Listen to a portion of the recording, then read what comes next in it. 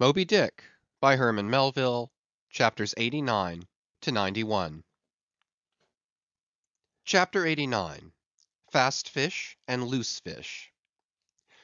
The allusion to the waif and waif poles in the last chapter but one necessitates some account of the laws and regulations of the whale fishery, of which the waif may be deemed the grand symbol and badge.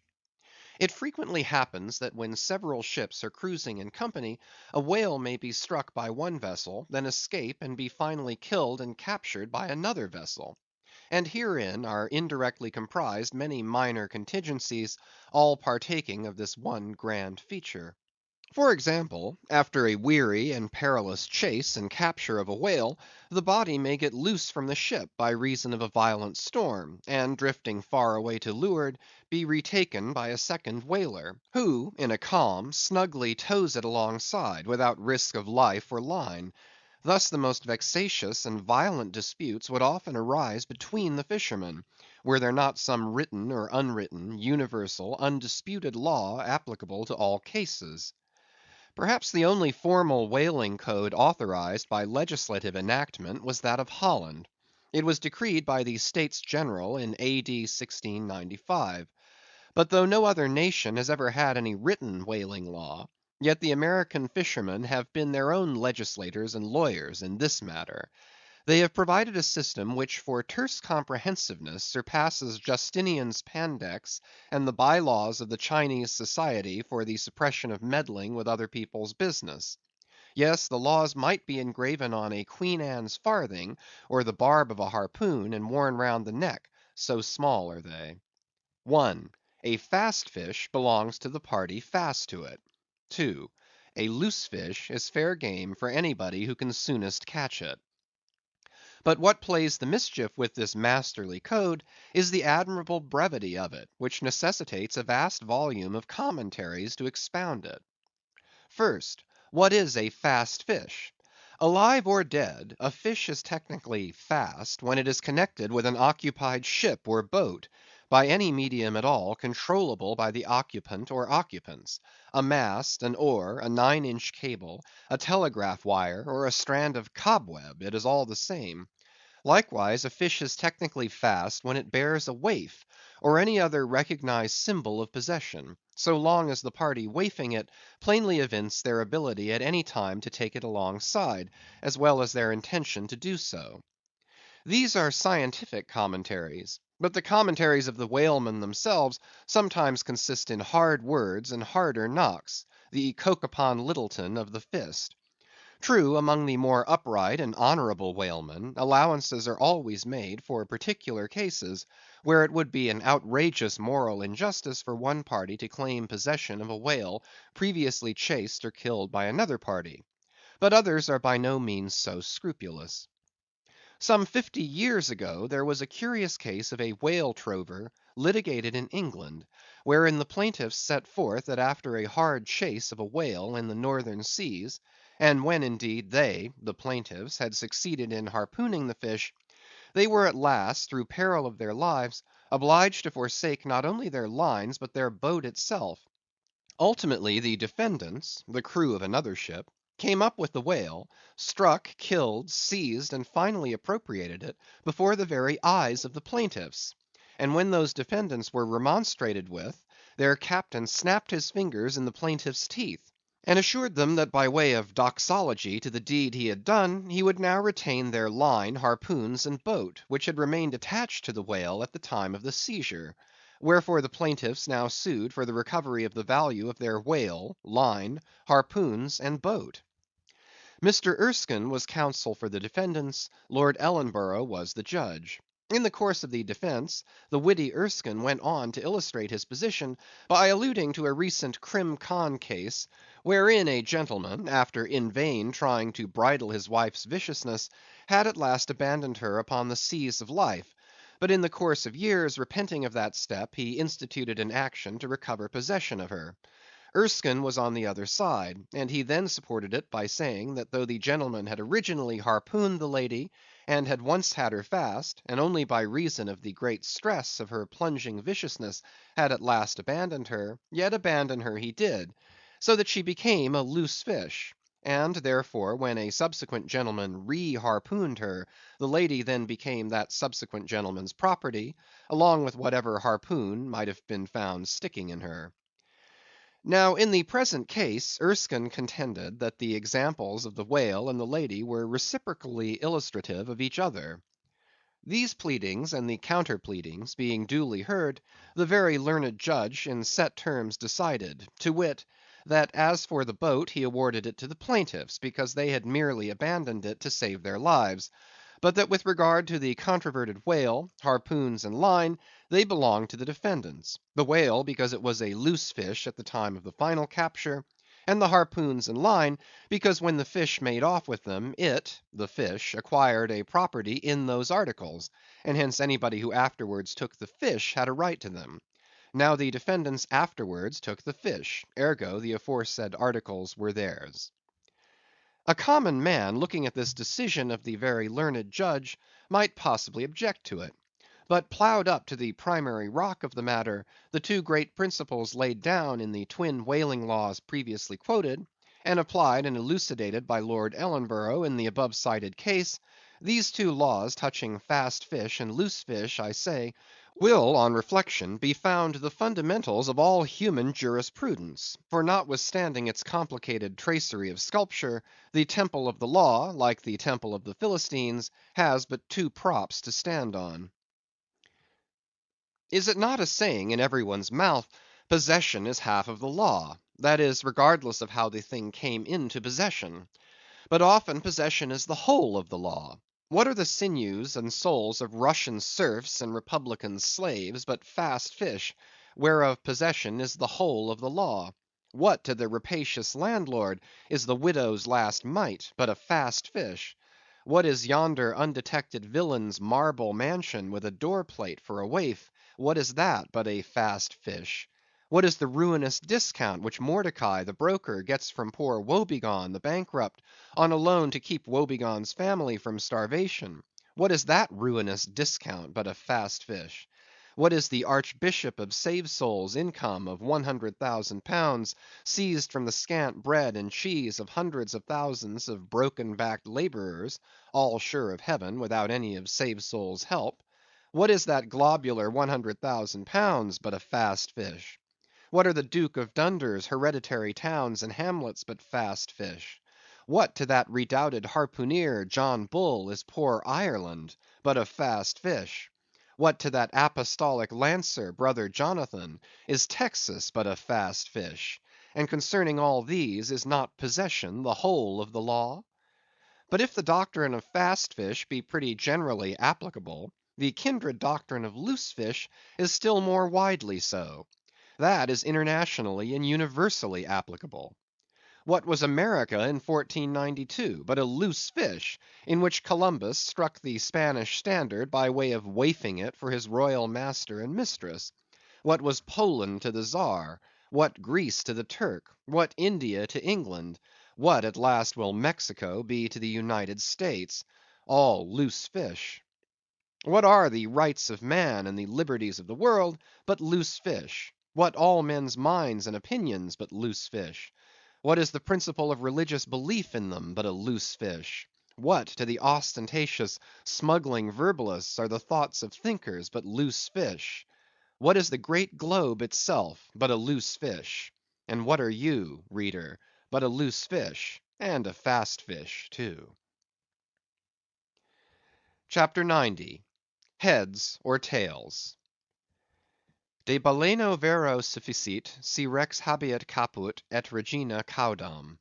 Bracton, L3, C3. Latin from the books of the laws of England, which, taken along with the context, means that of all whales captured by anybody on the coast of that land, the king as honorary grand harpooneer must have the head, and the queen be respectfully presented with the tail. A division which in the whale is much like having an apple; there is no intermediate remainder.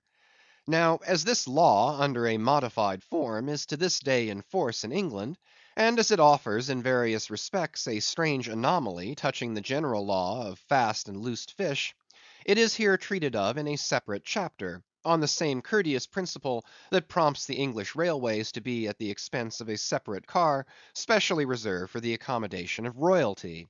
In the first place, in curious proof of the fact that the above mentioned law is still in force, I proceed to lay before you a circumstance that happened within the last 2 years. It seems that some honest mariners of Dover or Sandwich, or some one of the Cinque Ports, had after a hard chase succeeded in killing and beaching a fine whale, which they had originally descried afar off from the shore. Now the Cinque Ports are partially or somehow under the jurisdiction of a sort of policeman or beadle, called a Lord Warden. Holding the office directly from the crown, I believe, all the royal emoluments incident to the Cinque Port territories become by assignment his. By some writers this office is called a sinecure, but not so, because the Lord Warden is busily employed at times in fobbing his perquisites, which are his chiefly by virtue of that same fobbing of them. Now, when these poor sunburnt mariners, barefooted, and with their trowsers rolled high up on their eely legs, had wearily hauled their fat fish high and dry, promising themselves a good £150 from the precious oil and bone, and in fantasy sipping rare tea with their wives and good ale with their cronies, upon the strength of their respective shares, up steps a very learned and most Christian and charitable gentleman, with a copy of Blackstone under his arm, and laying it upon the whale's head, he says, "Hands off! This fish, my masters, is a fast fish. I seize it as the Lord Warden's." Upon this the poor mariners, in their respectful consternation, so truly English, not knowing what to say, fall to vigorously scratching their heads all round, meanwhile ruefully glancing from the whale to the stranger. But that did nowise mend the matter, or at all soften the hard heart of the learned gentleman with the copy of Blackstone. At length one of them, after long scratching about for his ideas, made bold to speak. "Please, sir, who is the Lord Warden?" "The Duke." "But the Duke had nothing to do with taking this fish." "It is his." "We have been at great trouble and peril and some expense, and is all that to go to the Duke's benefit, and we get nothing at all for our pains but our blisters?" "It is his." "Is the Duke so very poor as to be forced to this desperate mode of getting a livelihood?" "It is his." "I thought to relieve my old bedridden mother by part of my share of this whale." "It is his." "Won't the Duke be content with a quarter or a half?" "It is his." In a word, the whale was seized and sold, and his Grace the Duke of Wellington received the money. Thinking that viewed in some particular lights, this case might by a bare possibility in some small degree be deemed, under the circumstances, a rather hard one, an honest clergyman of the town respectfully addressed a note to his Grace, begging him to take the case of those unfortunate mariners into full consideration. To which my Lord Duke, in substance, replied (both letters were published) that he had already done so, and received the money, and would be obliged to the reverend gentleman, if for the future he, the reverend gentleman, would decline meddling with other people's business. Is this the still militant old man, standing at the corners of the three kingdoms, on all hands coercing alms of beggars? It will readily be seen that in this case the alleged right of the Duke to the whale was a delegated one from the sovereign. We must needs inquire then on what principle the sovereign is originally invested with that right.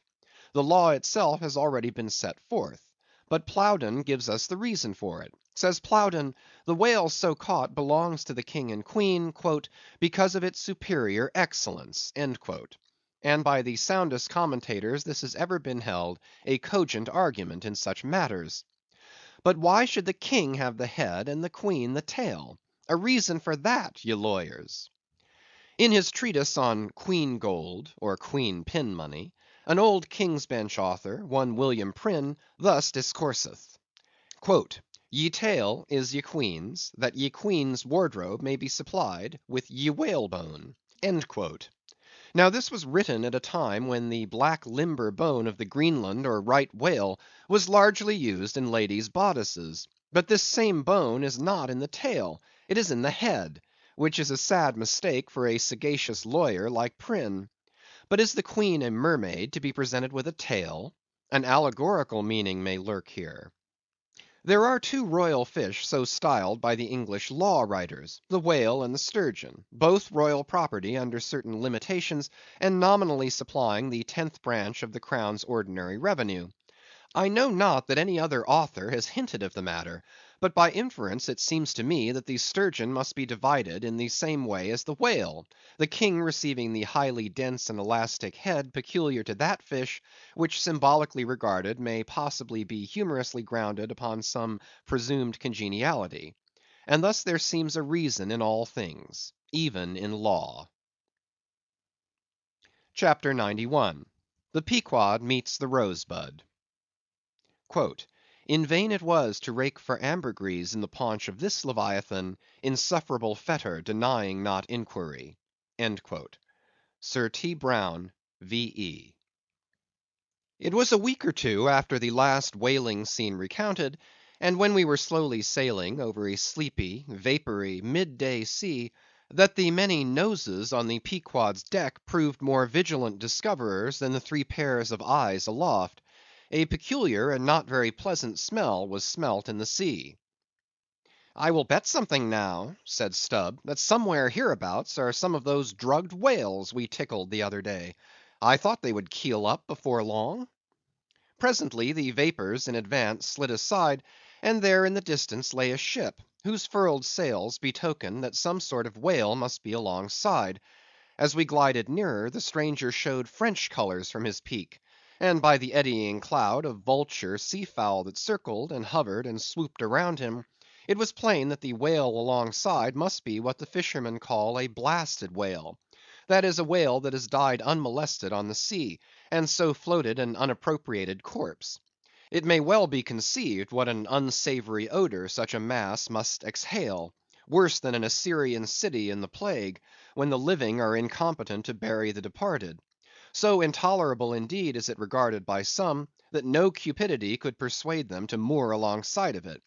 Yet are there those who will still do it, notwithstanding the fact that the oil obtained from such subjects is of a very inferior quality, and by no means of the nature of attar of rose. Coming still nearer with the expiring breeze, we saw that the Frenchman had a second whale alongside, and this second whale seemed even more of a nosegay than the first. In truth, it turned out to be one of those problematical whales that seem to dry up and die with a sort of prodigious dyspepsia or indigestion, leaving their defunct bodies almost entirely bankrupt of anything like oil. Nevertheless, in its proper place, we shall see that no knowing fisherman will ever turn up his nose at such a whale as this, however much he may shun blasted whales in general. The Pequod had now swept so nigh to the stranger, that Stubb vowed he recognized his cutting spade pole entangled in the lines that were knotted round the tail of one of these whales.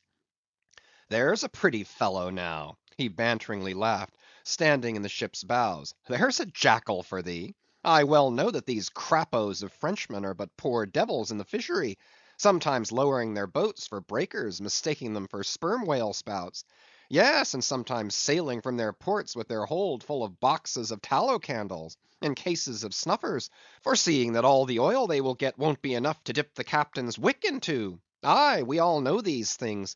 But look ye, here's a crapo that is content with our leavings; the drugged whale there, I mean. Aye, and is content too with scraping the dry bones of that other precious fish he has there. Poor devil! I say, pass round a hat, some one, and let's make him a present of a little oil for dear charity's sake. For what oil he will get from that drugged whale there, wouldn't be fit to burn in a jail; no, not in a condemned cell. And as for the other whale, why, I'll agree to get more oil by chopping up and trying out these three masts of ours than he'll get from that bundle of bones. Though now that I think of it, it may contain something worth a good deal more than oil. Yes, ambergris. I wonder now if our old man has thought of that. It's worth trying. Yes, I'm for it." And so saying, he started for the quarter deck. By this time the faint air had become a complete calm, so that whether or no, the Pequod was now fairly entrapped in the smell, with no hope of escaping except by its breezing up again. Issuing from the cabin, Stubb now called his boat's crew, and pulled off for the stranger. Drawing across her bow, he perceived that, in accordance with the fanciful French taste, the upper part of her stem piece was carved in the likeness of a huge drooping stalk, was painted green, and for thorns had copper spikes projecting from it here and there, the whole terminating in a symmetrical folded bulb of a bright red colour. Upon her headboards in large gilt letters he read Bouton de Rose, rose button or rose bud, and this was the romantic name of this aromatic ship. Though Stubb did not understand the bouton part of the inscription, yet the word rose and the bulbous figurehead put together sufficiently explained the whole to him. A wooden rosebud, eh? He cried with his hand to his nose. That will do very well. But how like all creation it smells! Now in order to hold direct communication with the people on deck, he had to pull round the bows to the starboard side, and thus come close to the blasted whale, and so talk over it. Arrived then at this spot, with one hand still to his nose, he bawled, Bouton de Rose, ahoy! Are there any of you Bouton de Roses that speak English?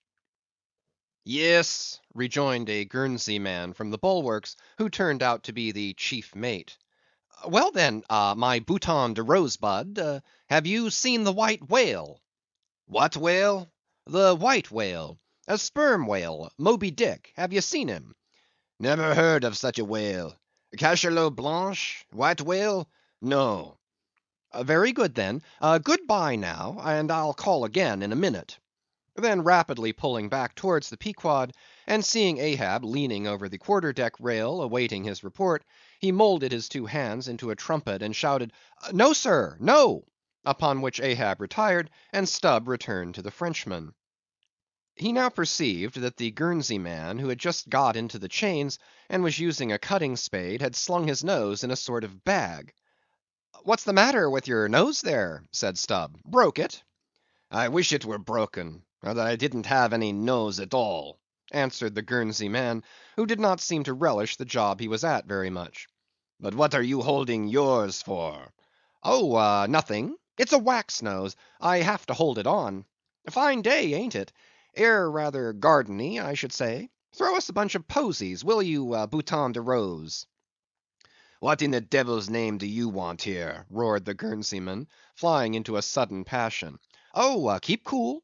Cool, yes, that's the word. Why don't you pack those whales in ice while you're working at 'em? But joking aside, though, do you know, Rosebud, that it's all nonsense trying to get any oil out of such whales?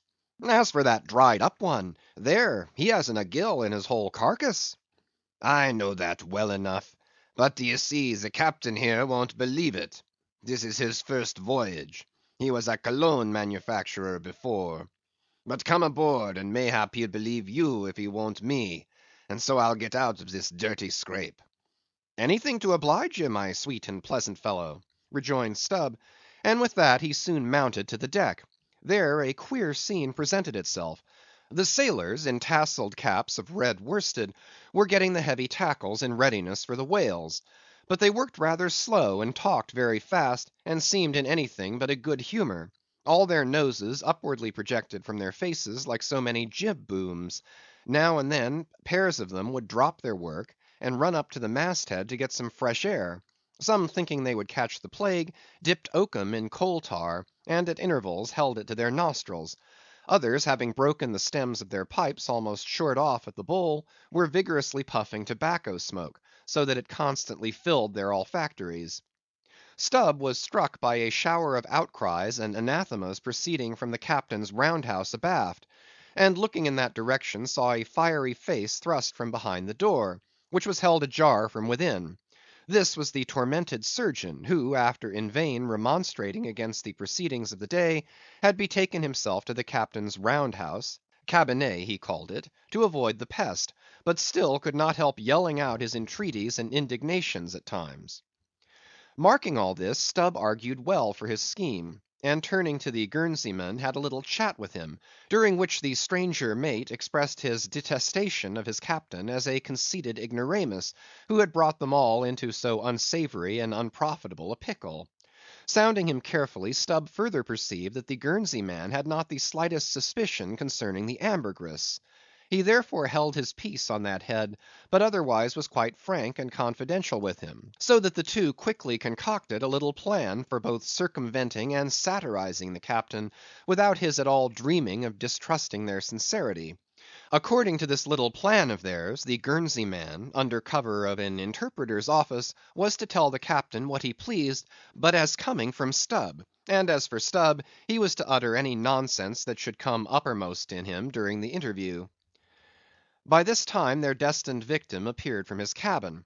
He was a small and dark, but rather delicate looking man for a sea captain, with large whiskers and moustache, however, and wore a red cotton velvet vest with watch seals at his side. To this gentleman Stubb was now politely introduced by the Guernsey man, who at once ostentatiously put on the aspect of interpreting between them. "What shall I say to him first?" said he. "Why," said Stubb, eyeing the velvet vest, and watch, and seals, "you may as well begin by telling him that he looks a sort of babyish to me, though I don't pretend to be a judge." "He says, monsieur," said the Guernseyman in French, turning to his captain, "that only yesterday his ship spoke a vessel whose captain and chief mate, with 6 sailors, had all died of a fever caught from a blasted whale they had brought alongside." Upon this the captain started, and eagerly desired to know more. "What now?" said the Guernsey man to Stubb. "Why, since he takes it so easy, tell him that now I have eyed him carefully, I'm quite certain that he's no more fit to command a whale ship than a St. Jago monkey. In fact, tell him from me he's a baboon." "He vows and declares, monsieur, that the other whale, the dried one, is far more deadly than the blasted one. In fine, monsieur, he conjures us, as we value our lives, to cut loose from these fish."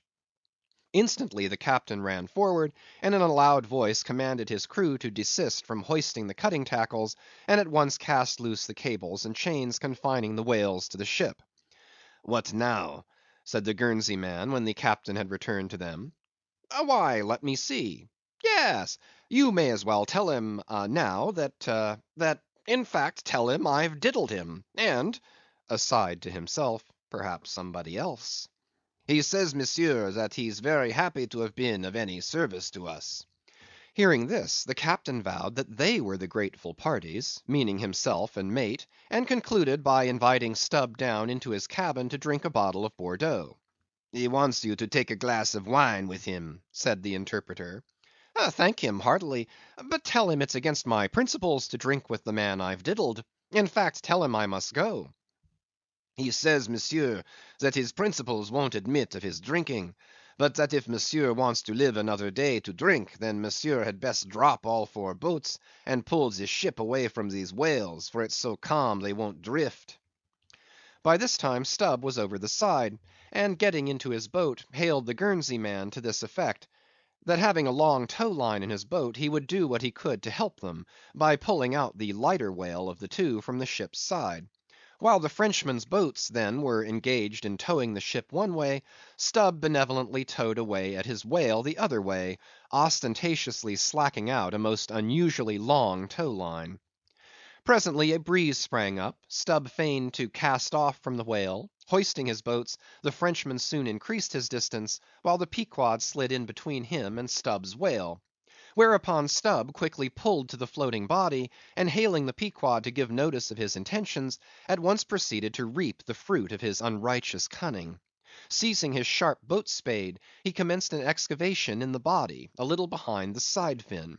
You would almost have thought he was digging a cellar there in the sea; and when at length his spade struck against the gaunt ribs, it was like turning up old Roman tiles and pottery buried in fat English loam.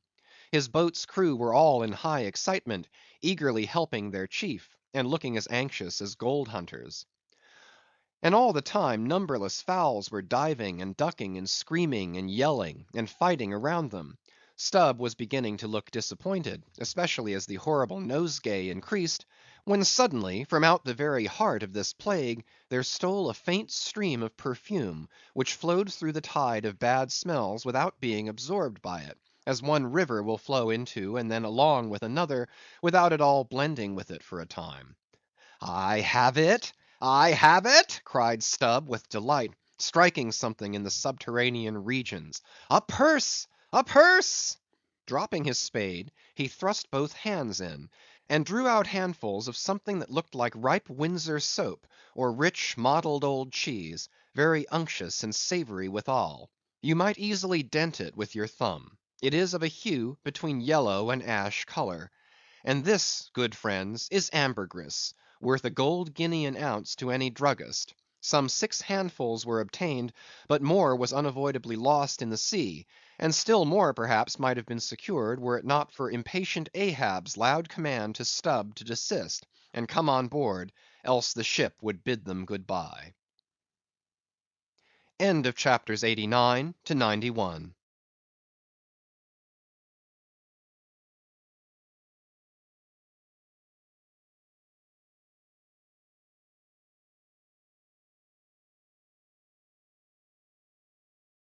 Moby Dick by Herman Melville, chapters 92 to 96. Chapter 92. Ambergris. Now this ambergris is a very curious substance, and so important as an article of commerce, that in 1791 a certain Nantucket-born Captain Coffin was examined at the bar of the English House of Commons on the subject. For at that time, and indeed until a comparatively late day, the precise origin of ambergris remained, like amber itself, a problem to the learned. Though the word ambergris is but a French compound for grey amber, yet the two substances are quite distinct. For amber, though at times found on the sea coast, is also dug up in some far inland soils, whereas ambergris is never found except upon the sea. Besides, amber is a hard, transparent, brittle, odorless substance, used for mouthpieces to pipes, for beads and ornaments. But ambergris is soft, waxy, and so highly fragrant and spicy that it is largely used in perfumery, in pastilles, precious candles, hair powders, and pomatum. The Turks use it in cooking, and also carry it to Mecca for the same purpose that frankincense is carried to St. Peter's in Rome. Some wine merchants drop a few grains into claret to flavor it. Who would think then that such fine ladies and gentlemen should regale themselves with an essence found in the inglorious bowels of a sick whale? Yet so it is. By some ambergris is supposed to be the cause, and by others the effect, of the dyspepsia in the whale. How to cure such a dyspepsia it were hard to say, unless by administering 3 or 4 boat loads of Brandreth pills, and then running out of harm's way, as laborers do in blasting rocks. I have forgotten to say that there were found in this ambergris certain hard, round, bony plates, which at first Stubb thought might be sailors' trousers buttons, but afterwards it turned out that they were nothing more than pieces of small squid bones embalmed in that manner. Now, that the incorruption of this most fragrant ambergris should be found in the heart of such decay, is this nothing? Bethink thee of that saying of St. Paul in Corinthians, about corruption and incorruption; how that we are sown in dishonor, but raised in glory; and likewise call to mind that saying of Paracelsus about what it is that maketh the best musk. Also forget not the strange fact that of all things of ill savor, cologne water in its rudimental manufacturing stages is the worst. I should like to conclude the chapter with the above appeal, but cannot, owing to my anxiety to repel a charge often made against whalemen, and which, in the estimation of some already biased minds, might be considered as indirectly substantiated by what has been said of the Frenchman's 2 whales. Elsewhere in this volume the slanderous aspersion has been disproved, that the vocation of whaling is throughout a slatternly, untidy business. But there is another thing to rebut. They hint that all whales always smell bad. Now how did this odious stigma originate? I opine that it is plainly traceable to the first arrival of the Greenland whaling ships in London, more than 2 centuries ago.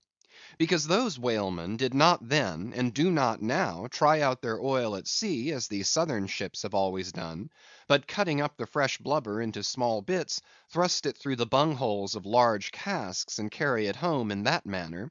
The shortness of the season in those icy seas, and the sudden and violent storms to which they are exposed, forbidding any other course.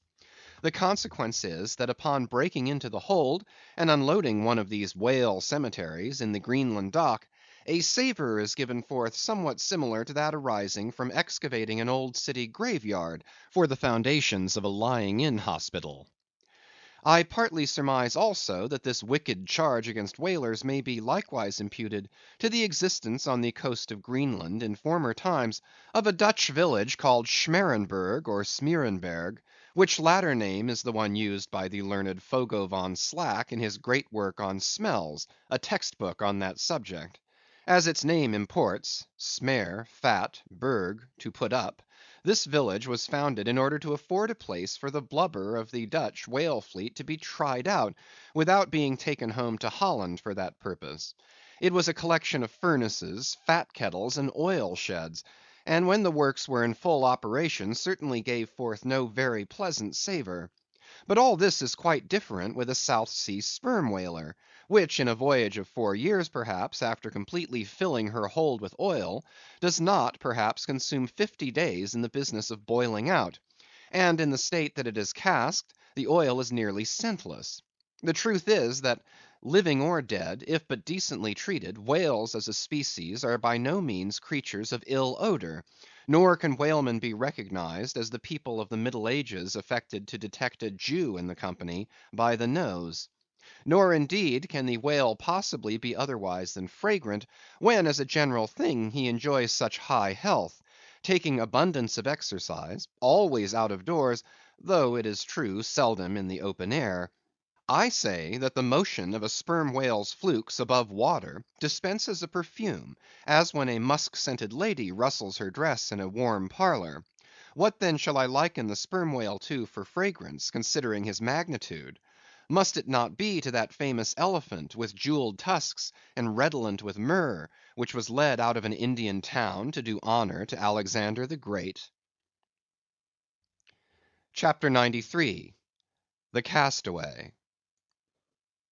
It was but some few days after encountering the Frenchman, that a most significant event befell the most insignificant of the Pequod's crew; an event most lamentable, and which ended in providing the sometimes madly merry and predestinated craft with a living and ever accompanying prophecy of whatever shattered sequel might prove her own.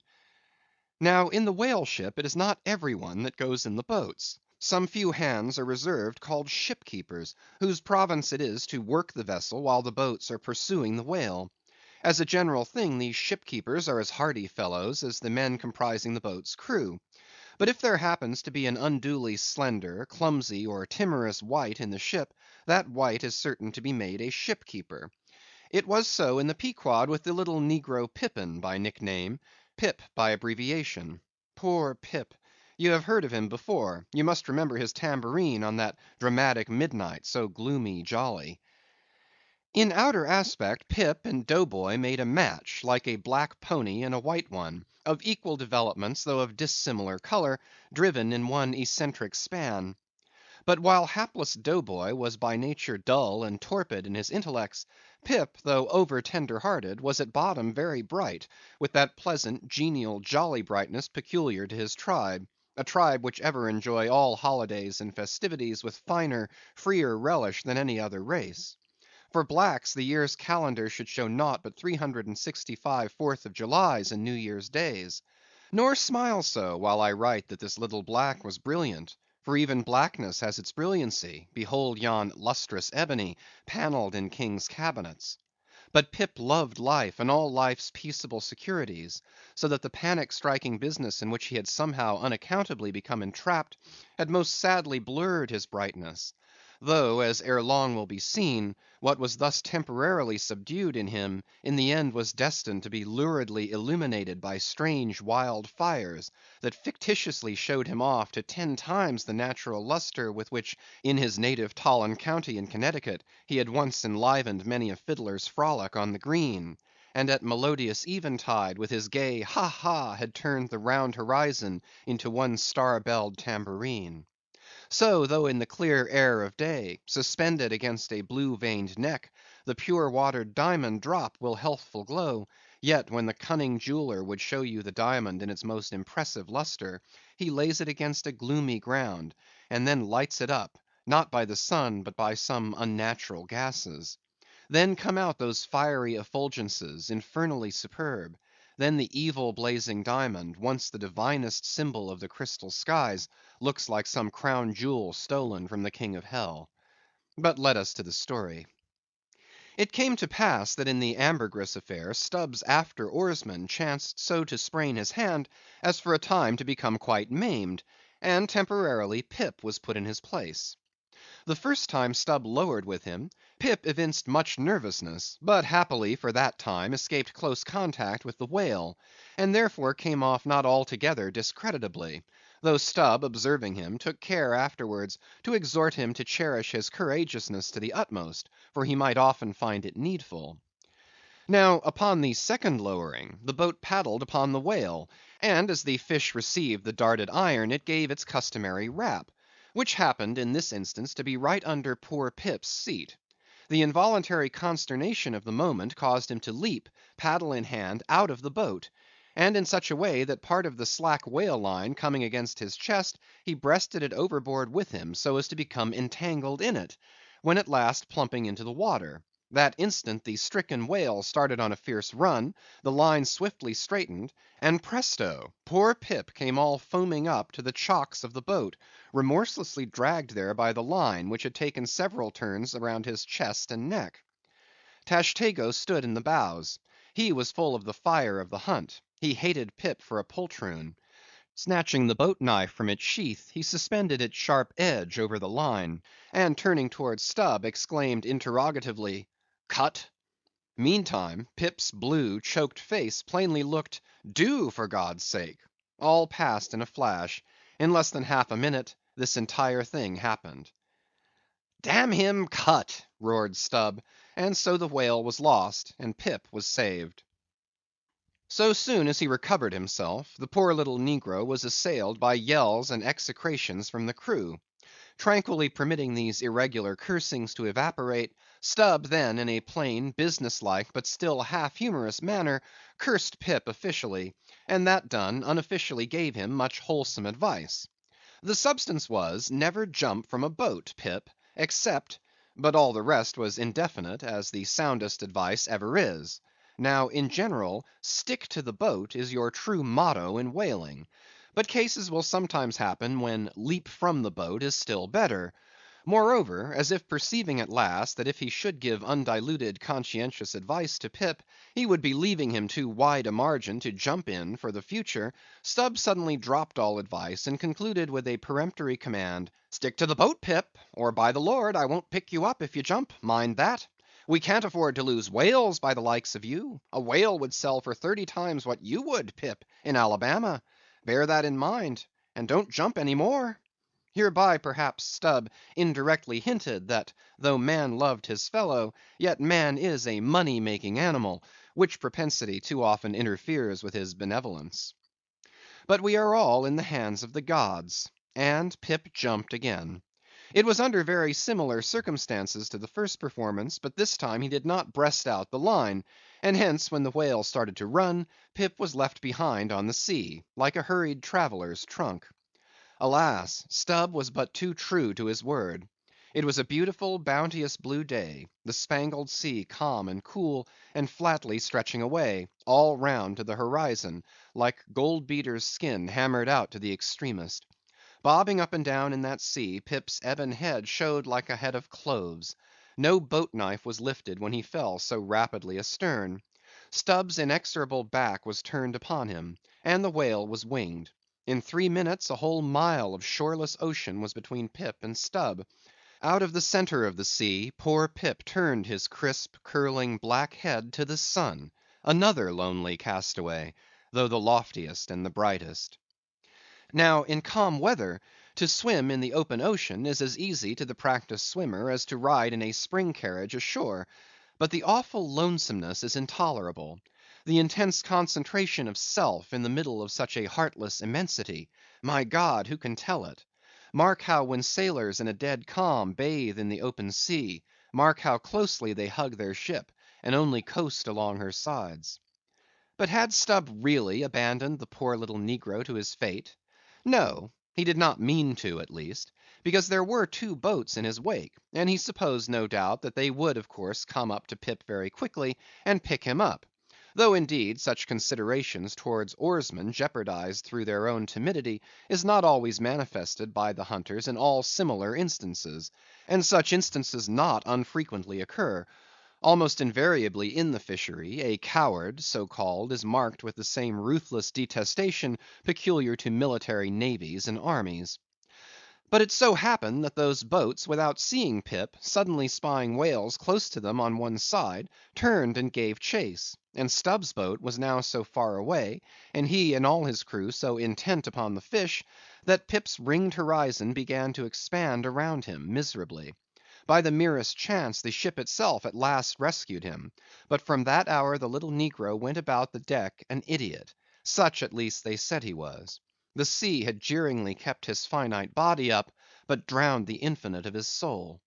Not drowned entirely though; rather carried down alive to wondrous depths, where strange shapes of the unwarped primal world glided to and fro before his passive eyes; and the miser merman, wisdom, revealed his hoarded heaps; and among the joyous, heartless, ever juvenile eternities, Pip saw the multitudinous, God omnipresent, coral insects that out of the firmament of waters heaved the colossal orbs. He saw God's foot upon the treadle of the loom, and spoke it; and therefore his shipmates called him mad. So man's insanity is heaven's sense; and wandering from all mortal reason, man comes at last to that celestial thought, which to reason is absurd and frantic; and weal or woe feels then uncompromised, indifferent as his God. For the rest, blame not Stubb too hardly. The thing is common in that fishery; and in the sequel of the narrative it will then be seen what like abandonment befell myself. CHAPTER 94. A Squeeze of the Hand. That whale of Stubb's, so dearly purchased, was duly brought to the Pequod's side, where all those cutting and hoisting operations previously detailed were regularly gone through, even to the bailing of the Heidelburg tun, or case. While some were occupied with this latter duty, others were employed in dragging away the larger tubs so soon as filled with the sperm; and when the proper time arrived, this same sperm was carefully manipulated ere going to the try works, of which anon. It had cooled and crystallized to such a degree, that when, with several others, I sat down before a large Constantine's bath of it, I found it strangely concreted into lumps, here and there rolling about in the liquid part. It was our business to squeeze these lumps back into fluid. A sweet and unctuous duty. No wonder that in old times this sperm was such a favorite cosmetic. Such a clearer, such a sweetener, such a softener, such a delicious mollifier. After having my hands in it for only a few minutes, my fingers felt like eels, and began, as it were, to serpentine and spiralize. As I sat there at my ease, cross‐legged on the deck, after the bitter exertion at the windlass, under a blue tranquil sky, the ship under indolent sail, and gliding so serenely along; as I bathed my hands among those soft, gentle globules of infiltrated tissues, woven almost within the hour; as they richly broke to my fingers, and discharged all their opulence, like fully ripe grapes their wine; as I snuffed up that uncontaminated aroma, literally and truly like the smell of spring violets; I declare to you that for the time I lived as in a musky meadow. I forgot all about our horrible oath; in that inexpressible sperm I washed my hands and my heart of it. I almost began to credit the old Paracelsian superstition, that sperm is of rare virtue in allaying the heat of anger. While bathing in that bath, I felt divinely free from all ill will, or petulance, or malice, of any sort whatsoever. Squeeze, squeeze, squeeze, all the morning long I squeezed that sperm, till I myself almost melted into it. I squeezed that sperm till a strange sort of insanity came over me, and I found myself unwittingly squeezing my co‐laborers' hands in it, mistaking their hands for the gentle globules. Such an abounding, affectionate, friendly, loving feeling did this avocation beget, that at last I was continually squeezing their hands, and looking up into their eyes sentimentally, as much as to say, Oh, my dear fellow beings! Why should we longer cherish any social acerbities, or know the slightest ill humor or envy? Come, let us squeeze hands all round; nay, let us all squeeze ourselves into each other; let us squeeze ourselves universally into the very milk and sperm of kindness. Would that I could keep squeezing that sperm for ever. For now, since by many prolonged, repeated experiences, I have perceived that in all cases man must eventually lower, or at least shift his conceit of attainable felicity; not placing it anywhere in the intellect or the fancy, but in the wife, the heart, the bed, the table, the saddle, the fireside, the country. Now that I have perceived all this, I am ready to squeeze case eternally. In thoughts of the visions of the night, I saw long rows of angels in paradise, each with his hands in a jar of spermaceti. Now, while discoursing on sperm, it behooves to speak of other things akin to it, in the business of preparing the sperm whale for the try works. First comes white horse, so called, which is obtained from the tapering part of the fish, and also from the thicker portions of his flukes. It is tough, with congealed tendons, a wad of muscle, but still contains some oil. After being severed from the whale, the white horse is first cut into portable oblongs, ere going to the mincer. They look much like blocks of Berkshire marble. Plum pudding is the term bestowed upon certain fragmentary parts of the whale's flesh, here and there adhering to the blanket of blubber, and often participating to a considerable degree in its unctuousness. It is a most refreshing, convivial, beautiful object to behold. As its name imports, it is of an exceedingly rich mottled tint, with a bestreaked snowy and golden ground, dotted with spots of the deepest crimson and purple. It is plums of rubies in pictures of citron. Spite of reason, it is hard to keep yourself from eating it. I confess that once I stole behind the foremast to try it. It tasted something as I should conceive a royal cutlet from the thigh of Louis le Gros might have tasted, supposing him to have been killed the first day after the venison season, and that particular venison season contemporary with an unusually fine vintage of the vineyards of Champagne. There is another substance, and a very singular one, which turns up in the course of this business, but which I feel it to be very puzzling adequately to describe. It is called slobgollion, an appellation original with the whalemen, and even so is the nature of the substance. It is an ineffably oozy, stringy affair, most frequently found in the tubs of sperm, after a prolonged squeezing and subsequent decanting. I hold it to be the wondrously thin, ruptured membranes of the case, coalescing. Glurry, so called, is a term properly belonging to right whalemen, but sometimes incidentally used by the sperm fishermen. It designates the dark, glutinous substance which is scraped off the back of the Greenland or right whale, and much of which covers the decks of those inferior souls who hunt that ignoble leviathan. Nippers. Strictly this word is not indigenous to the whale's vocabulary, but as applied by whalemen it becomes so. A whaleman's nipper is the short firm strip of tendinous stuff cut from the tapering part of the leviathan's tail. It averages an inch in thickness, and for the rest is about the size of the iron part of a hoe. Edgewise moved along the oily deck, it operates like a leathern squilgee, and by nameless blandishments, as of magic, allures along with it all impurities. But to learn all about these recondite matters, your best way is at once to descend into the blubber room, and have a long talk with its inmates. This place has previously been mentioned as the receptacle for the blanket pieces when stripped and hoisted from the whale. When the proper time arrives for cutting up its contents, this apartment is a scene of terror to all tyros, especially by night. On one side, lit by a dull lantern, a space has been left clear for the workmen. They generally go in pairs, a pike and gaffman, and a spademan. The whaling pike is similar to a frigate's boarding weapon of the same name.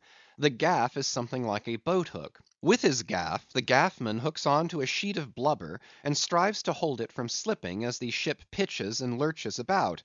Meanwhile, the spademan stands on the sheet itself, perpendicularly chopping it into the portable horse pieces. This spade is sharp as hone can make it. The spademan's feet are shoeless; the thing he stands on will sometimes irresistibly slide away from him like a sledge. If he cuts off one of his own toes, or one of his assistants', would you be very much astonished? Toes are scarce among veteran blubber room men. CHAPTER 95. The Cassock. Had you stepped on board the Pequod at a certain juncture of this post-mortemizing of the whale, and had you strolled forward nigh the windlass, pretty sure am I that you would have scanned with no small curiosity a very strange enigmatical object, which you would have seen there, lying along lengthwise in the lee scuppers. Not the wondrous cistern in the whale's huge head, not the prodigy of his unhinged lower jaw, not the miracle of his symmetrical tail, none of these would so surprise you as half a glimpse of that unaccountable cone, longer than a Kentuckian is tall, nigh a foot in diameter at the base, and jet black as Yojo, the ebony idol of Queequeg. And an idol indeed it is, or rather in old times its likeness was. Such an idol as that found in the secret groves of Queen Macha in Judea, and for worshipping which King Asa her son did depose her, and destroyed the idol, and burnt it for an abomination at the brook Kedron, as darkly set forth in the 15th chapter of the first book of Kings. Look at the sailor called the Mincer, who now comes along, and assisted by two allies, heavily backs the grandissimus, as mariners call it, and with bowed shoulders staggers off with it as if he were a grenadier carrying a dead comrade from the field. Extending it upon the forecastle deck, he now proceeds cylindrically to remove its dark pelt, as an African hunter the pelt of a boa. This done, he turns the pelt inside out, like a pantaloon leg, gives it a good stretching so as almost to double its diameter, and at last hangs it, well spread, to the rigging to dry. Ere long it is taken down, when removing some 3 feet of it towards the pointed extremity, and then cutting 2 slits for arm holes at the other end, he lengthwise slips himself bodily into it. The Mincer now stands before you invested in the full canonicals of his calling. Immemorial to all his order, this investiture alone will adequately protect him while employed in the peculiar functions of his office. That office consists in mincing the horse pieces of blubber for the pots, an operation which is conducted at a curious wooden horse, planted endwise against the bulwarks, and with a capacious tub beneath it, into which the minced pieces drop, fast as the sheets from a rapt orator's desk. Arrayed in decent black, occupying a conspicuous pulpit, intent on Bible leaves, what a candidate for an archbishopric, what a lad for a pope, were this Mincer. Footnote: Bible leaves, Bible leaves! This is the invariable cry from the mates to the Mincer. It enjoins him to be careful and cut his work into as thin slices as possible, inasmuch as, by so doing, the business of boiling out the oil is much accelerated, and its quantity considerably increased, besides perhaps improving it in quality. End of footnote. CHAPTER 96. The Try Works. Besides her hoisted boats, an American whaler is outwardly distinguished by her try works. She presents the curious anomaly of the most solid masonry joining with oak and hemp in constituting the completed ship. It is as if from the open field a brick kiln were transported to her planks. The try works are planted between the foremast and the mainmast, the most roomy part of the deck. The timbers beneath are of a peculiar strength, fitted to sustain the weight of an almost solid mass of brick and mortar some 10 feet by 8 square, and 5 in height. The foundation does not penetrate the deck, but the masonry is firmly secured to the surface by ponderous knees of iron, bracing it on all sides, and screwing it down to the timbers. On the flanks it is cased with wood, and at top completely covered by a large sloping battened hatchway. Removing this hatch, we expose the great try pots, 2 in number, and each of several barrels capacity. When not in use, they are kept remarkably clean. Sometimes they are polished with soapstone and sand, till they shine within like silver punch bowls. During the night watches, some cynical old sailors will crawl into them, and coil themselves away there for a nap. While employed in polishing them, 1 man in each pot, side by side, many confidential communications are carried on over the iron lips. It is a place also for profound mathematical meditation.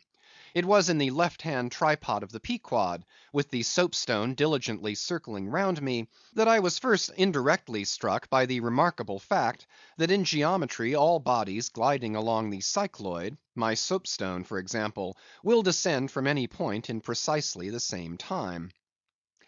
Removing the fireboard from the front of the try works, the bare masonry of that side is exposed, penetrated by the two iron mouths of the furnaces, directly underneath the pots. These mouths are fitted with heavy doors of iron. The intense heat of the fire is prevented from communicating itself to the deck by means of a shallow reservoir extending under the entire enclosed surface of the works. By a tunnel inserted at the rear, this reservoir is kept replenished with water as fast as it evaporates. There are no external chimneys; they open direct from the rear wall. And here let us go back for a moment. It was about 9 o'clock at night that the Pequod's try works were first started on this present voyage. It belonged to Stubb to oversee the business. "All ready there? Off hatch then, and start her. You cook, fire the works." This was an easy thing, for the carpenter had been thrusting his shavings into the furnace throughout the passage. Here be it said, that in a whaling voyage the first fire in the try works has to be fed for a time with wood. After that no wood is used, except as a means of quick ignition to the staple fuel. In a word, after being tried out, the crisp shrivelled blubber, now called scraps or fritters, still contains considerable of its unctuous properties. These fritters feed the flames. Like a plethoric burning martyr or self-consuming misanthrope, once ignited, the whale supplies his own fuel and burns by his own body. Would that he consumed his own smoke! For his smoke is horrible to inhale, and inhale it you must. End of chapters 92 to 96.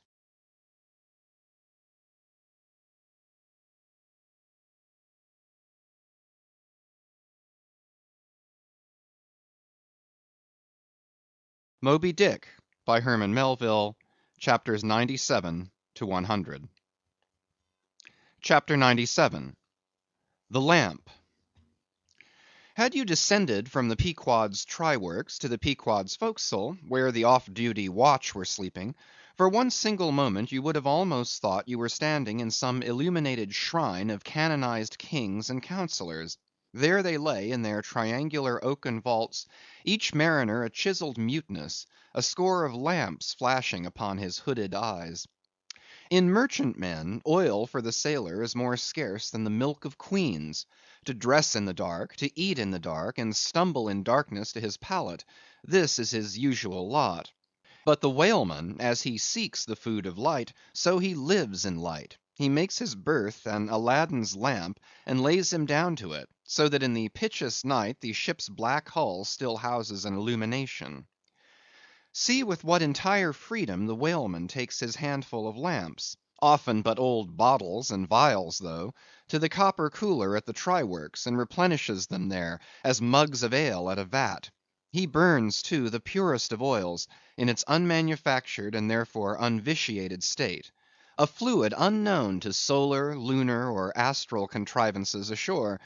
It is as sweet as early grass butter in April. He goes and hunts for his oil, so as to be sure of its freshness and genuineness, even as the traveller on the prairie hunts up his own supper of game. Chapter 98. Stowing down and clearing up. Already it has been related how the great Leviathan is afar off descried from the masthead; how he is chased over the watery moors, and slaughtered in the valleys of the deep; how he is then towed alongside and beheaded; and how, on the principle which entitled the headsman of old to the garments in which the beheaded was killed, his great padded surtout becomes the property of his executioner; how in due time he is condemned to the pots, and like Shadrach, Meshach, and Abednego, his spermaceti, oil, and bone pass unscathed through the fire. But now it remains to conclude the last chapter of this part of the description by rehearsing, singing if I may, the romantic proceeding of decanting off his oil into the casks and striking them down into the hold, where once again Leviathan returns to his native profundities, sliding along beneath the surface as before, but alas, never more to rise and blow. While still warm, the oil, like hot punch, is received into the 6-barrel casks; and while, perhaps, the ship is pitching and rolling this way and that in the midnight sea, the enormous casks are slewed round and headed over, end for end, and sometimes perilously scoot across the slippery deck, like so many landslides, till at last, man‐handled and stayed in their course, and all round the hoops rap rap go as many hammers as can play upon them, for now, ex officio, every sailor is a cooper. At length, when the last pint is casked, and all is cool, then the great hatchways are unsealed, the bowels of the ship are thrown open, and down go the casks to their final rest in the sea. This done, the hatches are replaced, and hermetically closed, like a closet walled up. In the sperm fishery this is perhaps one of the most remarkable incidents in all the business of whaling. One day the planks stream with freshets of blood and oil; on the sacred quarter deck enormous masses of the whale's head are profanely piled; great rusty casks lie about as in a brewery yard; the smoke from the try works has besooted all the bulwarks; the mariners go about suffused with unctuousness; the entire ship seems great Leviathan himself, while on all hands the din is deafening. But a day or two after, you look about you and prick your ears in this selfsame ship, and were it not for the tell tale boats and try works, you would all but swear you trod some silent merchant vessel with a most scrupulously neat commander. The unmanufactured sperm oil possesses a singularly cleansing virtue. This is the reason why the decks never look so white as just after what they call an affair of oil. Besides, from the ashes of the burned scraps of the whale, a potent lye is readily made; and whenever any adhesiveness from the back of the whale remains clinging to the side, that lye quickly exterminates it. Hands go diligently along the bulwarks, and with buckets of water and rags restore them to their full tidiness. The soot is brushed from the lower rigging; all the numerous implements which have been in use are likewise faithfully cleansed and put away. The great hatch is scrubbed and placed upon the try works, completely hiding the pots. Every cask is out of sight; all tackles are coiled in unseen nooks; and when by the combined and simultaneous industry of almost the entire ship's company, the whole of this conscientious duty is at last concluded, then the crew themselves proceed to their own ablutions, shift themselves from top to toe, and finally issue to the immaculate deck, fresh and all aglow, as bridegroom new leaped from out of the daintiest Holland. Now with elated step they pace the planks in twos and threes, and humorously discourse of parlors, sofas, carpets, and fine cambrics; propose to mat the deck; think of having hanging to the top; object not to taking tea by moonlight on the piazza of the forecastle. To hint to such musked mariners of oil and bone and blubber were little short of audacity. They know not the thing you distantly allude to. Away, and bring us napkins! But mark, aloft there, at the three mast heads, stand three men intent on spying out more whales, which, if caught, infallibly will again soil the old oaken furniture, and drop at least one small grease spot somewhere. Yes, and many is the time, when, after the severest uninterrupted labors which know no night, continuing straight through for 96 hours; when from the boat, where they have swelled their wrists with all day rowing on the line, they only step to the deck to carry vast chains, and heave the heavy windlass, and cut and slash; yea, and in their very sweatings to be smoked and burned anew by the combined fires of the equatorial sun and the equatorial try works; when, on the heels of all this, they have finally bestirred themselves to cleanse the ship, and make a spotless dairy room of it; many is the time, the poor fellows, just buttoning the necks of their clean frocks, are startled by the cry of "There she blows!" and away they fly to fight another whale, and go through the whole weary thing again. Oh, my friends, but this is man killing! Yet this is life. For hardly have we mortals, by long toilings, extracted from this world's vast bulk its small but valuable sperm, and then with weary patience cleansed ourselves from its defilements, and learned to live here in clean tabernacles of the soul; hardly is this done, when, there she blows! the ghost is spouted up, and away we sail to fight some other world, and go through young life's old routine again. Oh, the metempsychosis! Oh, Pythagoras, that in bright Greece 2,000 years ago did die, so good, so wise, so mild, I sailed with thee along the Peruvian coast last voyage, and, foolish as I am, taught thee, a green simple boy, how to splice a rope. CHAPTER 99. The Doubloon. Ere now it has been related how Ahab was wont to pace his quarter‐deck, taking regular turns at either limit, the binnacle and mainmast; but in the multiplicity of other things requiring narration, it has not been added how that sometimes in these walks, when most plunged in his mood, he was wont to pause in turn at each spot, and stand there strangely eyeing the particular object before him. When he halted before the binnacle, with his glance fastened on the pointed needle in the compass, that glance shot like a javelin with the pointed intensity of his purpose.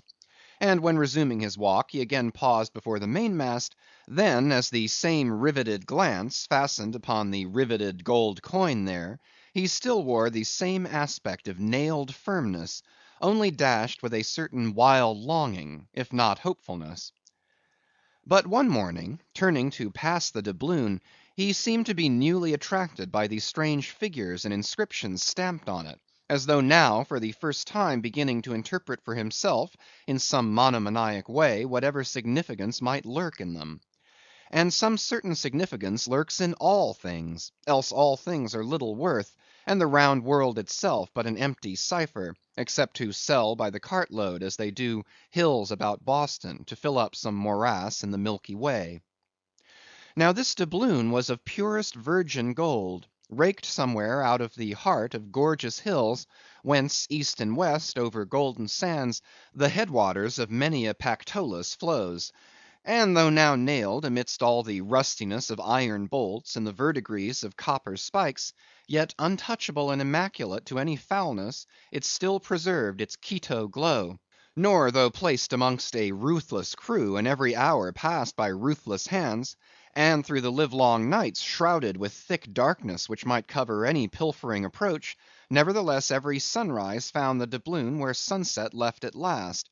For it was set apart and sanctified to one awe‐striking end; and however wanton in their sailor ways, one and all, the mariners revered it as the white whale's talisman. Sometimes they talked it over in the weary watch by night, wondering whose it was to be at last, and whether he would ever live to spend it. Now those noble golden coins of South America are as medals of the sun and tropic token pieces. Here palms, alpacas, and volcanoes, sun's discs and stars, ecliptics, horns of plenty, and rich banners waving, are in luxuriant profusion stamped, so that the precious gold seems almost to derive an added preciousness and enhancing glories by passing through those fancy mints, so Spanishly poetic.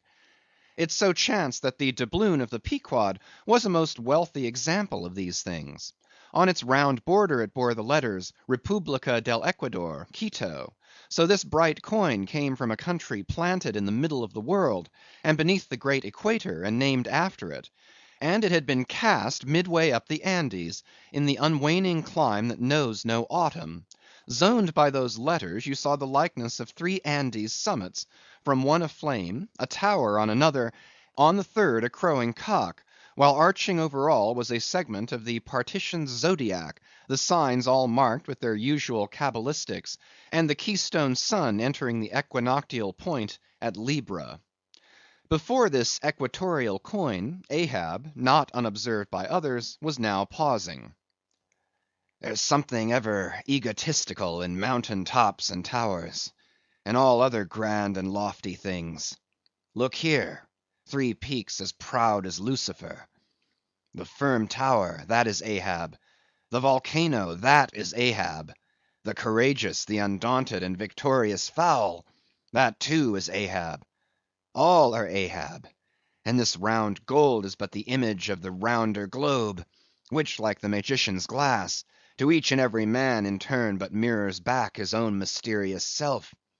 Great pains, small gains for those who ask the world to solve them; it cannot solve itself.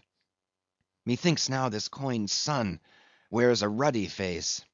But see, aye, he enters the sign of storms, the equinox. and but 6 months before he wheeled out of a former equinox at Aries. From storm to storm. So be it then. Born in throes, it is fit that man should live in pains and die in pangs. So be it then. Here's stout stuff for woe to work on. So be it then. No fairy fingers can have pressed the gold, but the devil's claws must have left their mouldings there since yesterday, murmured Starbuck to himself, leaning against the bulwarks. The old man seems to read Belshazzar's awful writing. I have never marked the coin inspectingly. He goes below. Let me read. A dark valley between 3 mighty heaven-abiding peaks that almost seem the Trinity in some faint earthly symbol. So in this vale of death God girds us round, and over all our gloom the sun of righteousness still shines a beacon and a hope. If we bend down our eyes, the dark veil shows her mouldy soil, but if we lift them, the bright sun meets our glance halfway to cheer. Yet oh, the great sun is no fixture. And if, at midnight, we would fain snatch some sweet solace from him, we gaze for him in vain. This coin speaks wisely, mildly, truly, but still sadly to me. I will quit it, lest truth shake me falsely. There now's the old Mogul, soliloquized Stubb by the try works. He's been twigging it, and there goes Starbuck from the same, and both with faces which I should say might be somewhere within 9 fathoms long, and all from looking at a piece of gold, which did I have it now on Negro Hill or in Corlier's Hook, I'd not look at it very long ere spending it. Humph! In my poor insignificant opinion, I regard this as queer. I have seen doubloons before now in my voyagings, your doubloons of old Spain, your doubloons of Peru, your doubloons of Chile, your doubloons of Bolivia, your doubloons of Popayan, with plenty of gold moideres and pistoles, and joes and half-joes and quarter-joes. What should there then be in this doubloon of the equator that is so killing wonderful? By Golconda, let me read it once. Hallo! Here's signs and wonders truly. That now is what old Bowditch in his epitome calls the zodiac, and what my almanac below calls ditto. I'll get the almanac, and as I have heard devils can be raised with Daboll's arithmetic, I'll try my hand at raising a meaning out of these queer curvicues here with the Massachusetts calendar.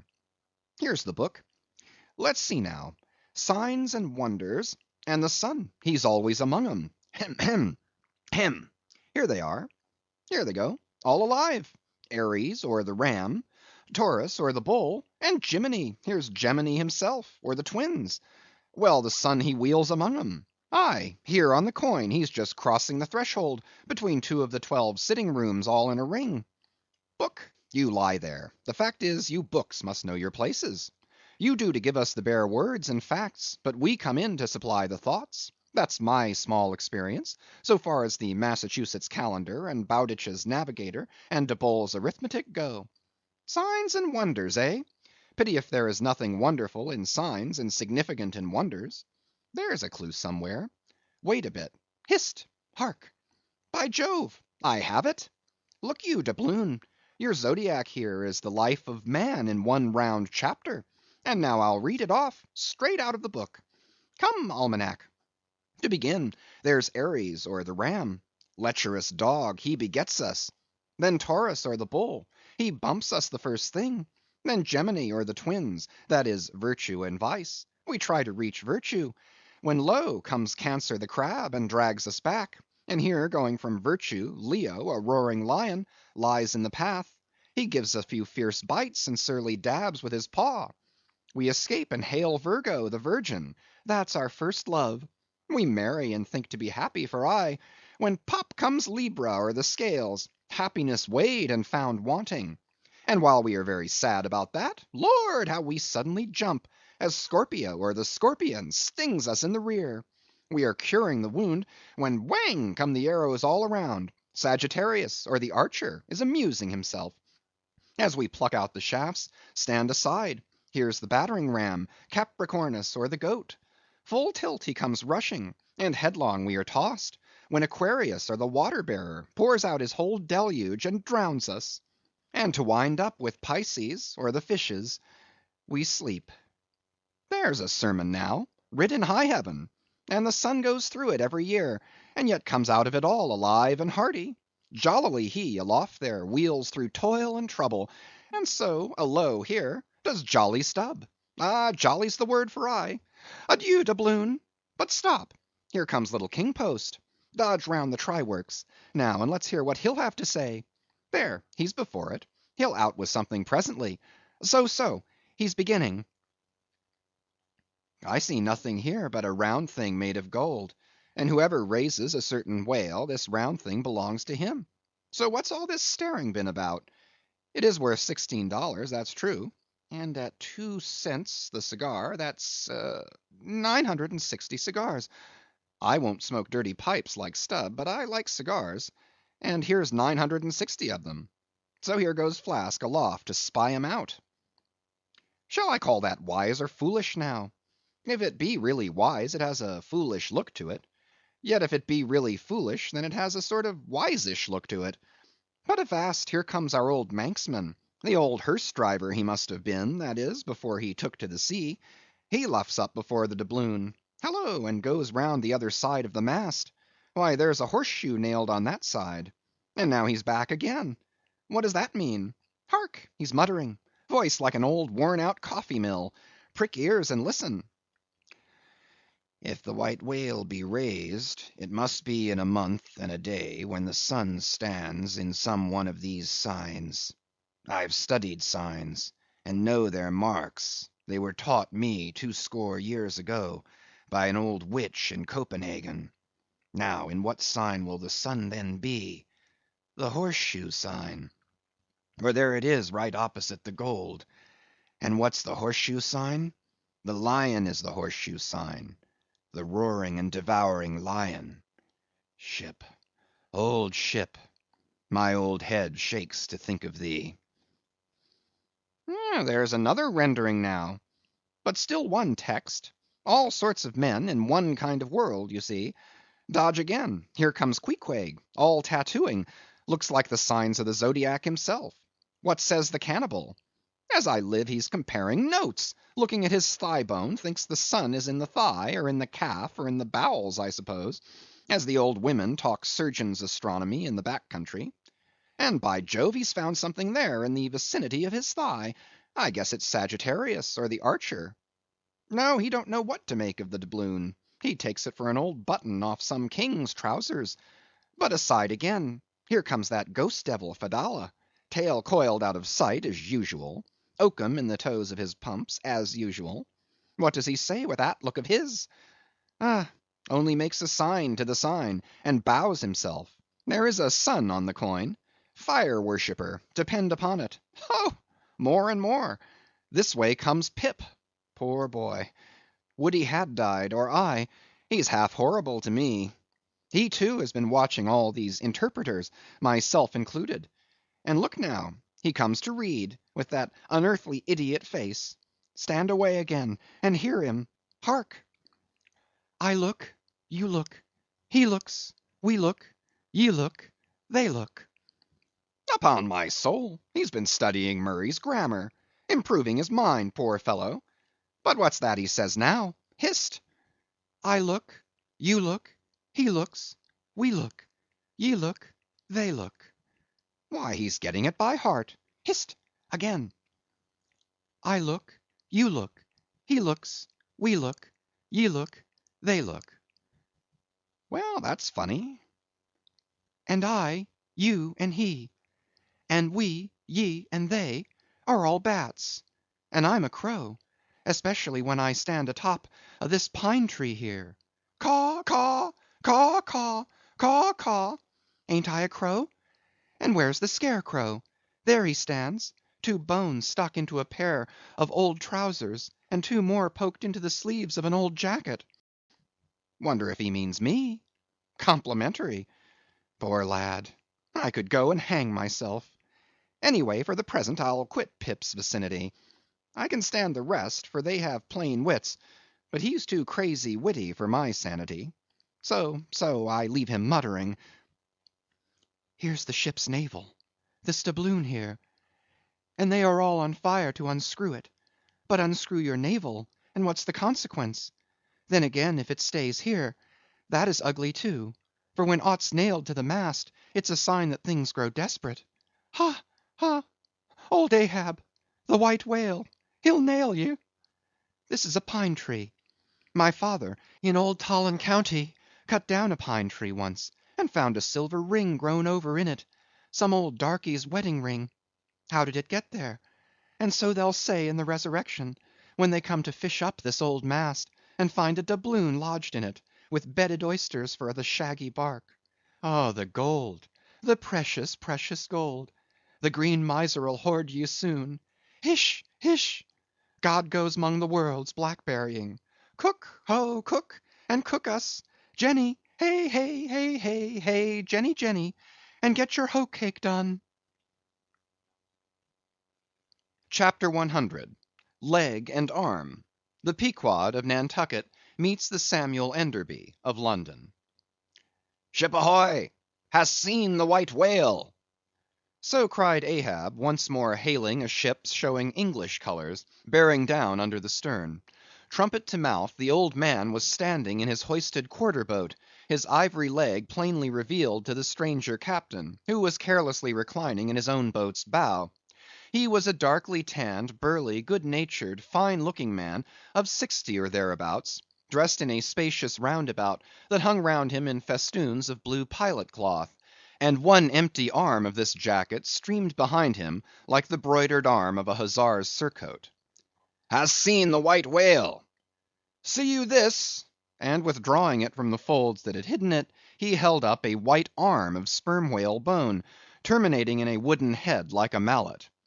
Man my boat, cried Ahab, impetuously, and tossing about the oars near him. Stand by to lower. In less than a minute, without quitting his little craft, he and his crew were dropped to the water, and were soon alongside of the stranger. But here a curious difficulty presented itself. In the excitement of the moment, Ahab had forgotten that since the loss of his leg, he had never once stepped on board of any vessel at sea but his own, and then it was always by an ingenious and very handy mechanical contrivance peculiar to the Pequod, and a thing not to be rigged and shipped in any other vessel at a moment's warning. Now it is no very easy matter for anybody, except those who are almost hourly used to it like whalemen, to clamber up a ship's side from a boat on the open sea, for the great swells now lift the boat high up toward the bulwarks, then instantaneously drop it half-way down to the kelson. So deprived of one leg, and the strange ship of course being altogether unsupplied with the kindly invention, Ahab now found himself abjectly reduced to a clumsy landsman again, hopelessly eyeing the uncertain changeful height he could hardly hope to attain. It has before been hinted, perhaps, that every little untoward circumstance that befell him, and which indirectly sprang from his luckless mishap, almost invariably irritated or exasperated Ahab. And in the present instance, all this was heightened by the sight of the two officers of the strange ship leaning over the side, by the perpendicular ladder of nailed cleats there, and swinging towards him a pair of tastefully ornamented man-ropes. For at first they did not seem to bethink them that a one-legged man must be too much of a cripple to use their sea banisters. But this awkwardness only lasted a minute, because the strange captain, observing at a glance how affairs stood, cried out, I see, I see! Avast heaving there! Jump, boys, and swing over the cutting tackle! As good luck would have it, they had had a whale alongside a day or two previous, and the great tackles were still aloft, and the massive curved blubber hook, now clean and dry, was still attached to the end. This was quickly lowered to Ahab, who, at once comprehending it all, slid his solitary thigh into the curve of the hook (it was like sitting in the fluke of an anchor, or the crotch of an apple tree), and then giving the word, held himself fast, and at the same time also helped to hoist his own weight by pulling hand over hand upon one of the running parts of the tackle. Soon he was carefully swung inside the high bulwarks, and gently landed upon the capstan head. With his ivory arm frankly thrust forth in welcome, the other captain advanced, and Ahab, putting out his ivory leg, and crossing the ivory arm, like two swordfish blades, cried out in his walrus way, Aye, aye, hearty! Let us shake bones together, an arm and a leg. An arm that never can shrink, d'ye see, and a leg that never can run. Where didst thou see the white whale? How long ago? "The white whale," said the Englishman, pointing his ivory arm towards the east, and taking a rueful sight along it, as if it had been a telescope. "There I saw him, on the line, last season." "And he took that arm off, did he?" asked Ahab, now sliding down from the capstan, and resting on the Englishman's shoulder as he did so. "Aye, he was the cause of it, at least. And that leg, too?" "Spin me the yarn," said Ahab. "How was it?" "It was the first time in my life that I ever cruised on the line," began the Englishman. "I was ignorant of the white whale at that time. Well, one day we lowered for a pod of 4 or 5 whales, and my boat fastened to one of them. A regular circus horse he was, too, that went milling and milling round so, that my boat's crew could only trim dish by setting all their sterns on the outer gunwale. Presently up breaches from the bottom of the sea a bouncing great whale, with a milky white head and hump, all crow's feet and wrinkles. "It was he! It was he!" cried Ahab, suddenly letting out his suspended breath. "And harpoons sticking in near his starboard fin." "Aye, aye, they were mine, my irons!" cried Ahab exultingly. "But on." "Give me a chance, then," said the Englishman good humouredly. "Well, this old great grandfather, with a white head and hump, runs all afoam into the pod, and goes to snapping furiously at my fast line." "Aye, I see. Wanted to part it, free the fast fish. An old trick. I know him." "How it was exactly," continued the one-armed commander, "I do not know, but in biting the line it got foul of his teeth, caught there somehow, but we didn't know it then, so that when we afterwards pulled on the line, bounce we came plump on to his hump, instead of the other whales that went off to windward, all fluking. Seeing how matters stood, and what a noble great whale it was, the noblest and biggest I ever saw, sir, in my life, I resolved to capture him, in spite of the boiling rage he seemed to be in, and thinking the haphazard line would get loose, or the tooth it was tangled to might draw, for I have a devil of a boat's crew for a pull on a whale line. Seeing all this, I say, I jumped into my first mate's boat, Mr. Mounttop's here. By the way, Captain, Mounttop, the captain.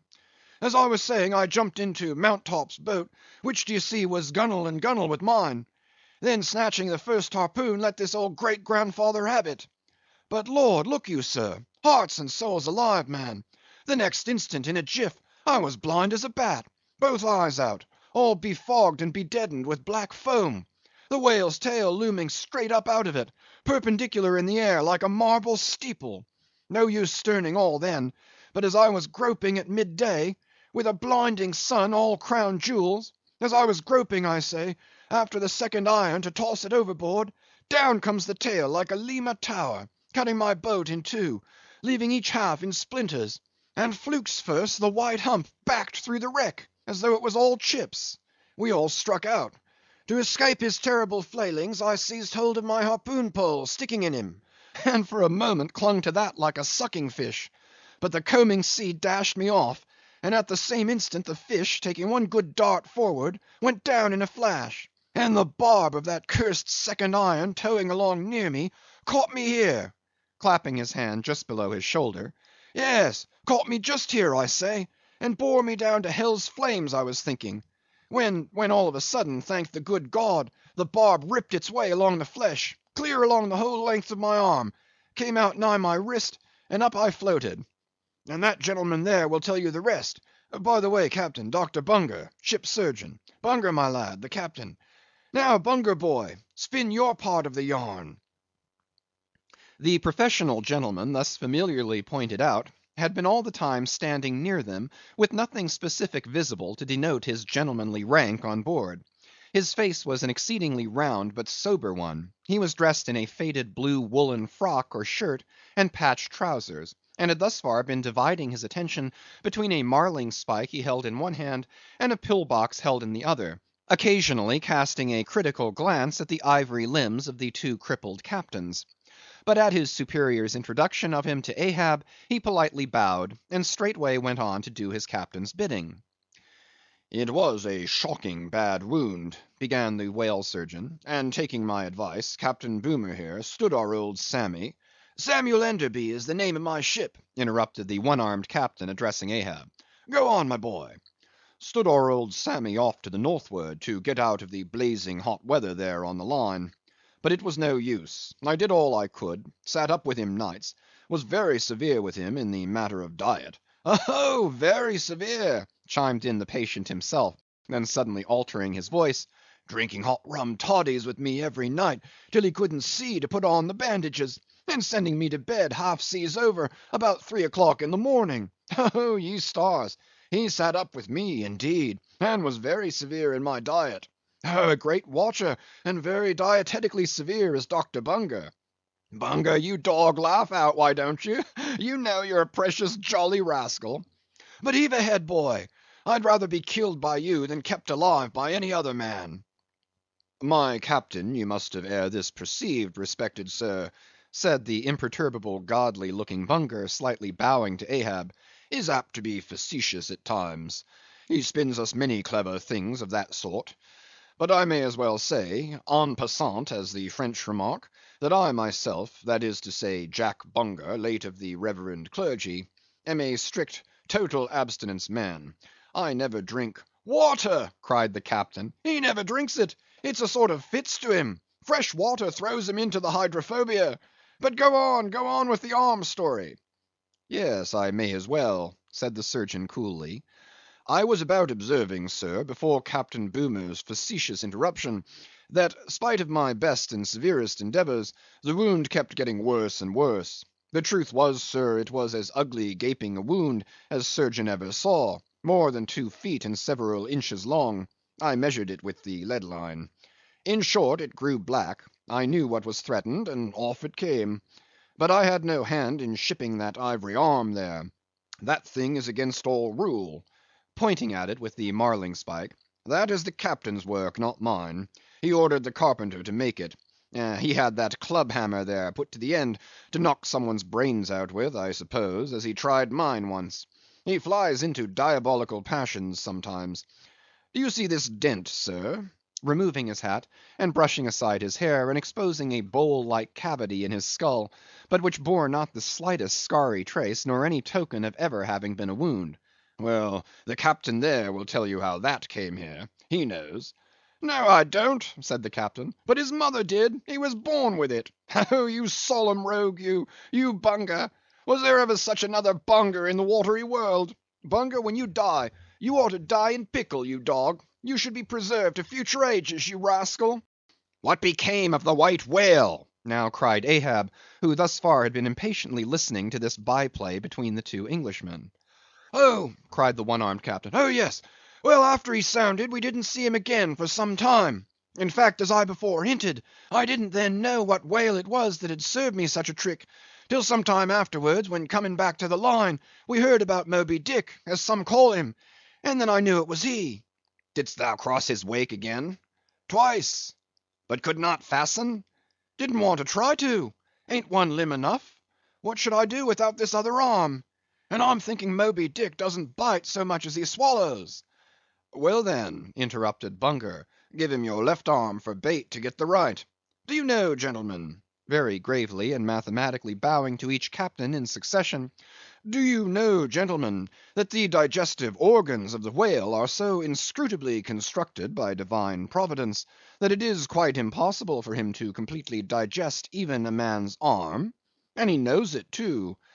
So that what you take for the white whale's malice is only his awkwardness. For he never means to swallow a single limb, he only thinks to terrify by feints.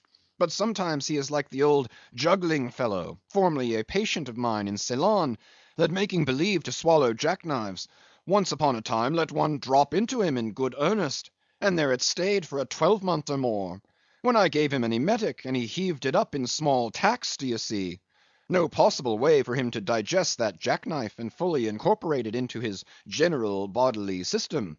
Yes, Captain Boomer, if you are quick enough about it, and have a mind to pawn one arm for the sake of the privilege of giving a decent burial to the other, why, in that case, the arm is yours. Only let the whale have another chance at you shortly, that's all. No thank you, Bunger, said the English captain. He's welcome to the arm he has, since I can't help it, and didn't know him then, but not to the other one. No more white whales for me. I've lowered for him once, and that has satisfied me. There would be great glory in killing him, I know that. And there is a shipload of precious sperm in him. But hark ye, he's best let alone. Don't you think so, captain? Glancing at the ivory leg. He is, but he will still be hunted for all that. What's best let alone, that accursed thing is not always what least allures. He's all a magnet.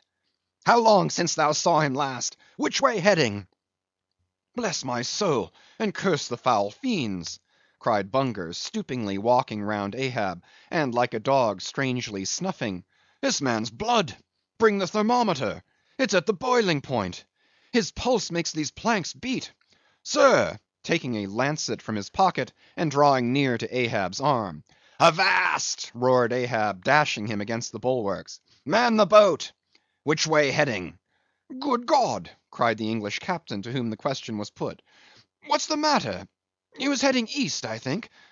Is your captain crazy? Whispering Fedallah. But Fedallah, putting a finger on his lips, slid over the bulwark to take the boat's steering oar, and Ahab, swinging the cutting tackle towards him, commanded the ship's sailors to stand by to lower. In a moment he was standing in the boat's stern, and the Manilla men were springing to their oars. In vain the English captain hailed him. With back to the stranger's ship, and face set like a flint to his own, Ahab stood upright till alongside of the Pequod. End of chapters 97 to 100.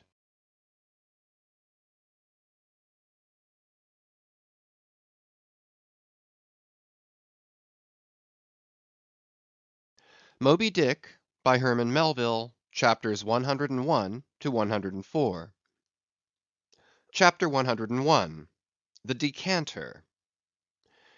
Ere the English ship fades from sight, be it set down here, that she hailed from London, and was named after the late Samuel Enderby, merchant of that city, the original of the famous whaling house of Enderby and Sons; a house which, in my poor whaleman's opinion, comes not far behind the united royal houses of the Tudors and Bourbons in point of real historical interest. How long prior to the year of our Lord 1775 this great whaling house was in existence, my numerous fish documents do not make plain; but in that year, 1775, it fitted out the first English ships that ever regularly hunted the sperm whale; though for some score of years previous, ever since 1726, our valiant Coffins and Maceys of Nantucket and the Vineyard had in large fleets pursued that leviathan, but only in the North and South Atlantic, not elsewhere.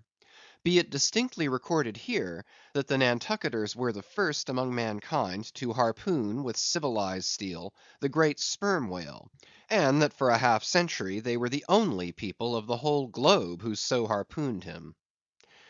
In 1778 a fine ship, the Amelia, fitted out for the express purpose and at the sole charge of the vigorous Enderbys, boldly rounded Cape Horn, and was the first among the nations to lower a whale boat of any sort in the great South Sea. The voyage was a skillful and lucky one, and returning to her berth with her hold full of the precious sperm, the Amelia's example was soon followed by other ships, English and American, and thus the vast sperm whale grounds of the Pacific were thrown open. But not content with this good deed, the indefatigable house again bestirred itself. Samuel and all his sons (how many their mother only knows), and under their immediate auspices, and partly, I think, at their expense, the British government was induced to send the sloop of war Rattler on a whaling voyage of discovery into the South Seas. Commanded by a naval post captain, the Rattler made a rattling voyage of it, and did some service; how much does not appear. But this is not all. In 1819 the same house fitted out a discovery whale ship of their own, to go on a tasting cruise to the remote waters of Japan. That ship, well called the Siren, made a noble experimental cruise, and it was thus that the great Japanese whaling ground first became generally known. The Siren in this famous voyage was commanded by a Captain Coffin, a Nantucketer. All honor to the Enderbys, therefore, whose house, I think, exists to the present day, though doubtless the original Samuel must long ago have slipped his cable for the great South Sea of the other world. The ship named after him was worthy of the honor, being a very fast sailer and a noble craft in every way. I boarded her once at midnight somewhere off the Patagonian coast, and drank good flip down in the forecastle. It was a fine gam we had, and they were all trumps, every soul on board; a short life to them and a jolly death. And that fine gam I had, long, very long after old Ahab touched her planks with his ivory heel, it minds me of the noble, solid Saxon hospitality of that ship; and may my parson forget me, and the devil remember me, if ever I lose sight of it. Flip? Did I say we had flip? Yes, and we flipped it at the rate of 10 gallons the hour; and when the squall came, for it's squally off there by Patagonia, and all hands, visitors and all, were called to reef topsails, we were so top heavy that we had to swing each other aloft in bowlines; and we ignorantly furled the skirts of our jackets into the sails, so that we hung there, reefed fast, in the howling gale, a warning example to all drunken tars. However, the mast did not go overboard, and by we scrambled down, so sober that we had to pass the flip again, though the savage salt spray bursting down the forecastle scuttle rather too much diluted and pickled it to my taste. The beef was fine; tough, but with body in it. They said it was bull beef; others that it was dromedary beef; but I do not know for certain how that was. They had dumplings too; small but substantial, symmetrically globular, and indestructible dumplings. I fancied you could feel them, and roll them about in you after they were swallowed. If you stooped over too far forward, you risked their pitching out of you like billiard balls. The bread—but that couldn't be helped. Besides, it was an anti—scorbutic. In short, the bread contained the only fresh fare they had. But the forecastle was not very light, and it was very easy to step over into a dark corner when you ate it. But all in all, taking her from truck to helm, considering the dimensions of the cook's boilers, including his own live parchment boilers, fore and aft, I say, the Samuel Enderby was a jolly ship, of good fare and plenty, fine flip and strong, crack fellows all, and capital from boot heels to hat band. But why was it, think ye, that the Samuel Enderby, and some other English whalers I know of, not all though, were such famous hospitable ships, that passed round the beef and the bread and the can and the joke, and were not soon weary of eating and drinking and laughing? I will tell you. The abounding good cheer of these English whalers is a matter for historical research; nor have I been at all sparing of historical whale research, when it has seemed needed. The English were preceded in the whale fishery by the Hollanders, Zealanders, and Danes, from whom they derived many terms still extant in the fishery; and what is yet more, their fat old fashions, touching plenty to eat and drink. For, as a general thing, the English merchant ship scrimps her crew, but not so the English whaler.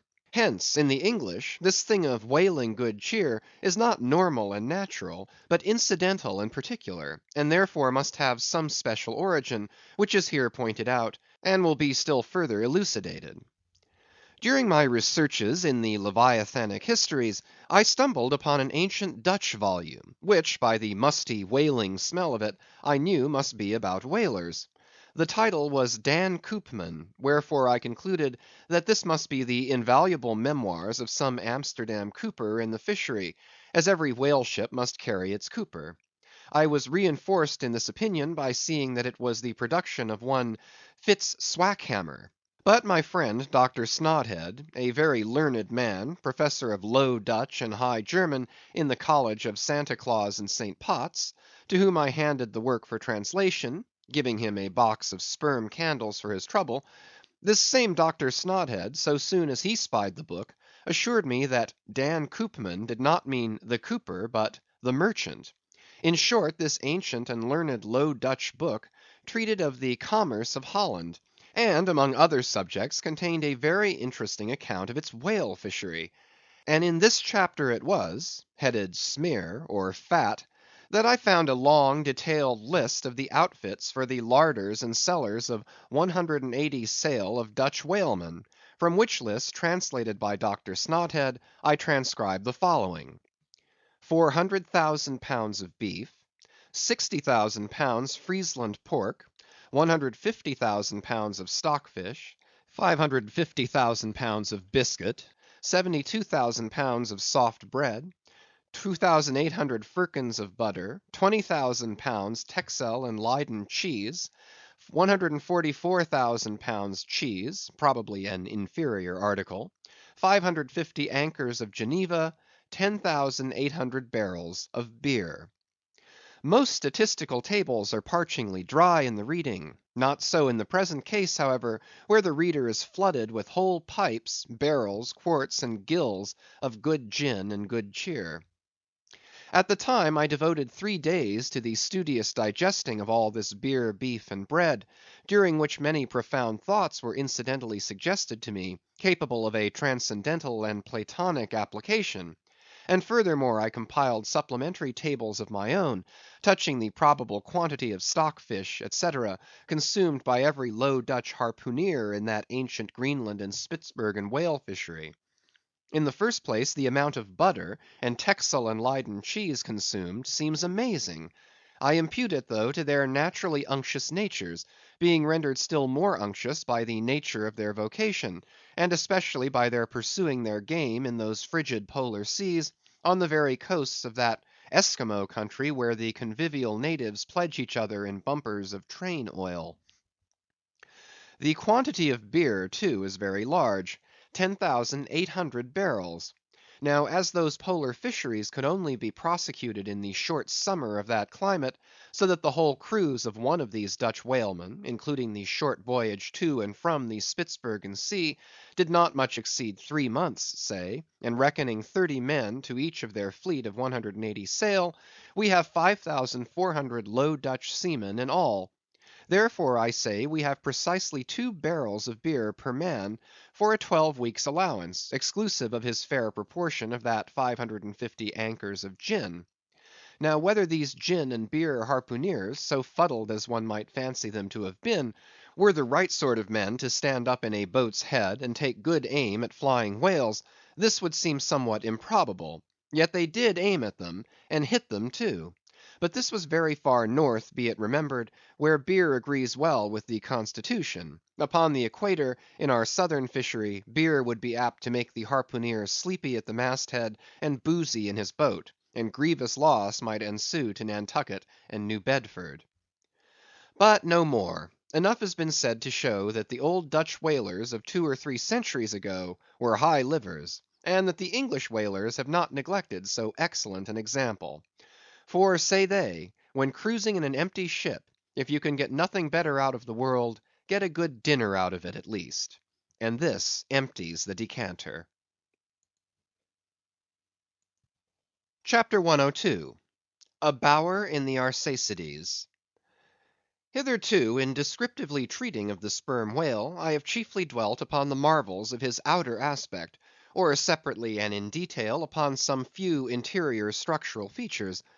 But to a large and thorough sweeping comprehension of him, it behooves me now to unbutton him still further, and untagging the points of his hose, unbuckling his garters, and casting loose the hooks and eyes of the joints of his innermost bones, set him before you in his ultimatum, that is to say, in his unconditional skeleton. But how now, Ishmael? How is it that you, a mere oarsman in the fishery, pretend to know aught about the subterranean parts of the whale? Did erudite Stubb, mounted upon your capstan, deliver lectures on the anatomy of the cetacea, and by help of the windlass hold up a specimen rib for exhibition? Explain thyself, Ishmael. Can you land a full-grown whale on your deck for examination, as a cook dishes a roast pig? Surely not. A veritable witness have you hitherto been, Ishmael, but have a care how you seize the privilege of Jonah alone, the privilege of discoursing upon the joists and beams, the rafters, ridgepoles, sleepers, and underpinnings, making up the framework of the Leviathan, and belike of the tallow vats, dairy rooms, butteries, and cheeseries in his bowels. I confess that since Jonah, few whalemen have penetrated very far beneath the skin of the adult whale. Nevertheless, I have been blessed with an opportunity to dissect him in miniature. In a ship I belonged to, a small cub sperm whale was once bodily hoisted to the deck, for his poke or bag, to make sheaths for the barbs of the harpoons, and for the heads of the lances.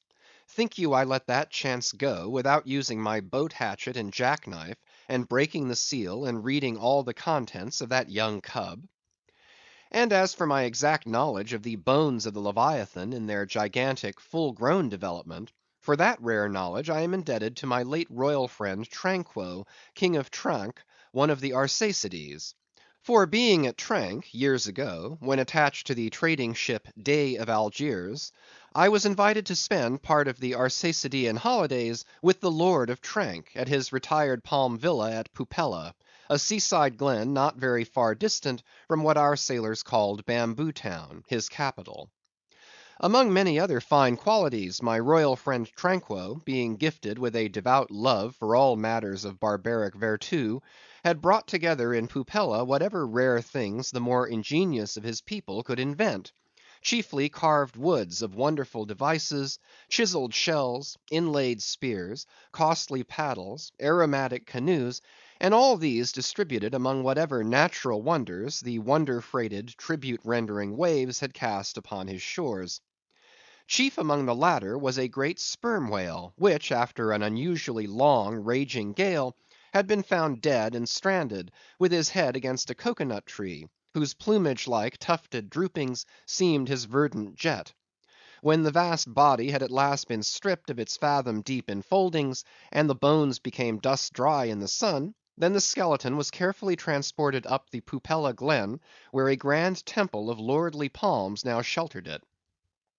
The ribs were hung with trophies; the vertebrae were carved with Arsacidean annals in strange hieroglyphics; in the skull the priests kept up an unextinguished aromatic flame, so that the mystic head again sent forth its vapory spout; while suspended from a bough, the terrific lower jaw vibrated over all the devotees, like the hair‐hung sword that so affrighted Damocles.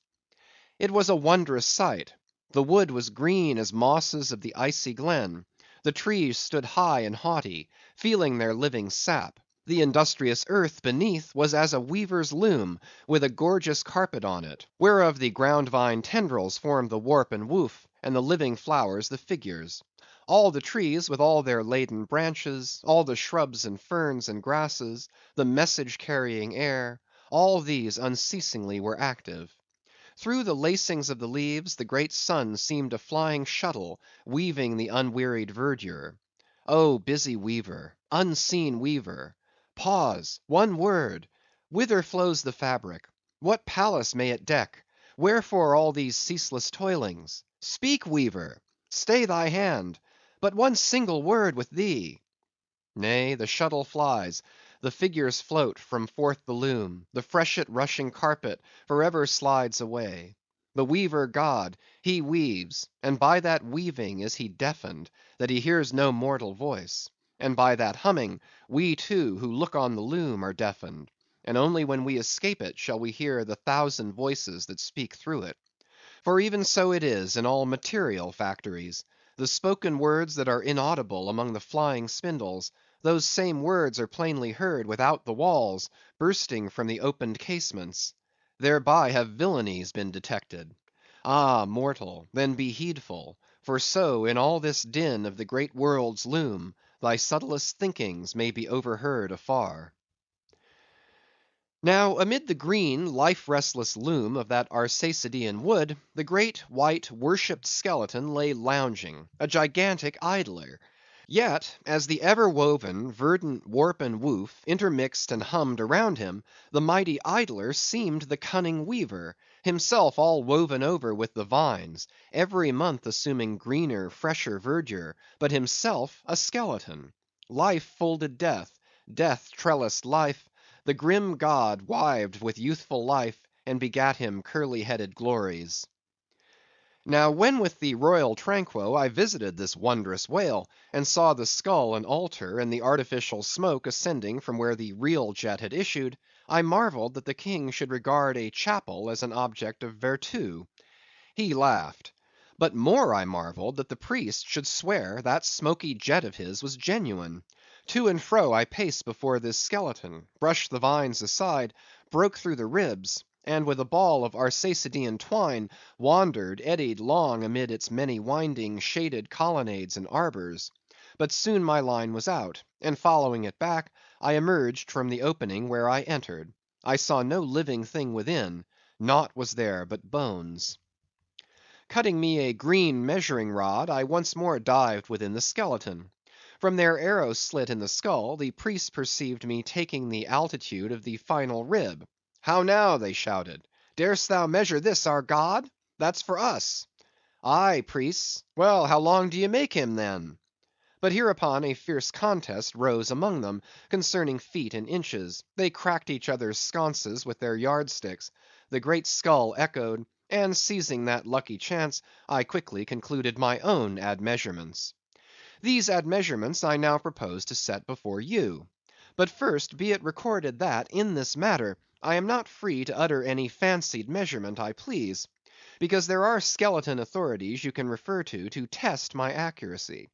There is a Leviathanic Museum, they tell me, in Hull, England, one of the whaling ports of that country, where they have some fine specimens of finbacks and other whales.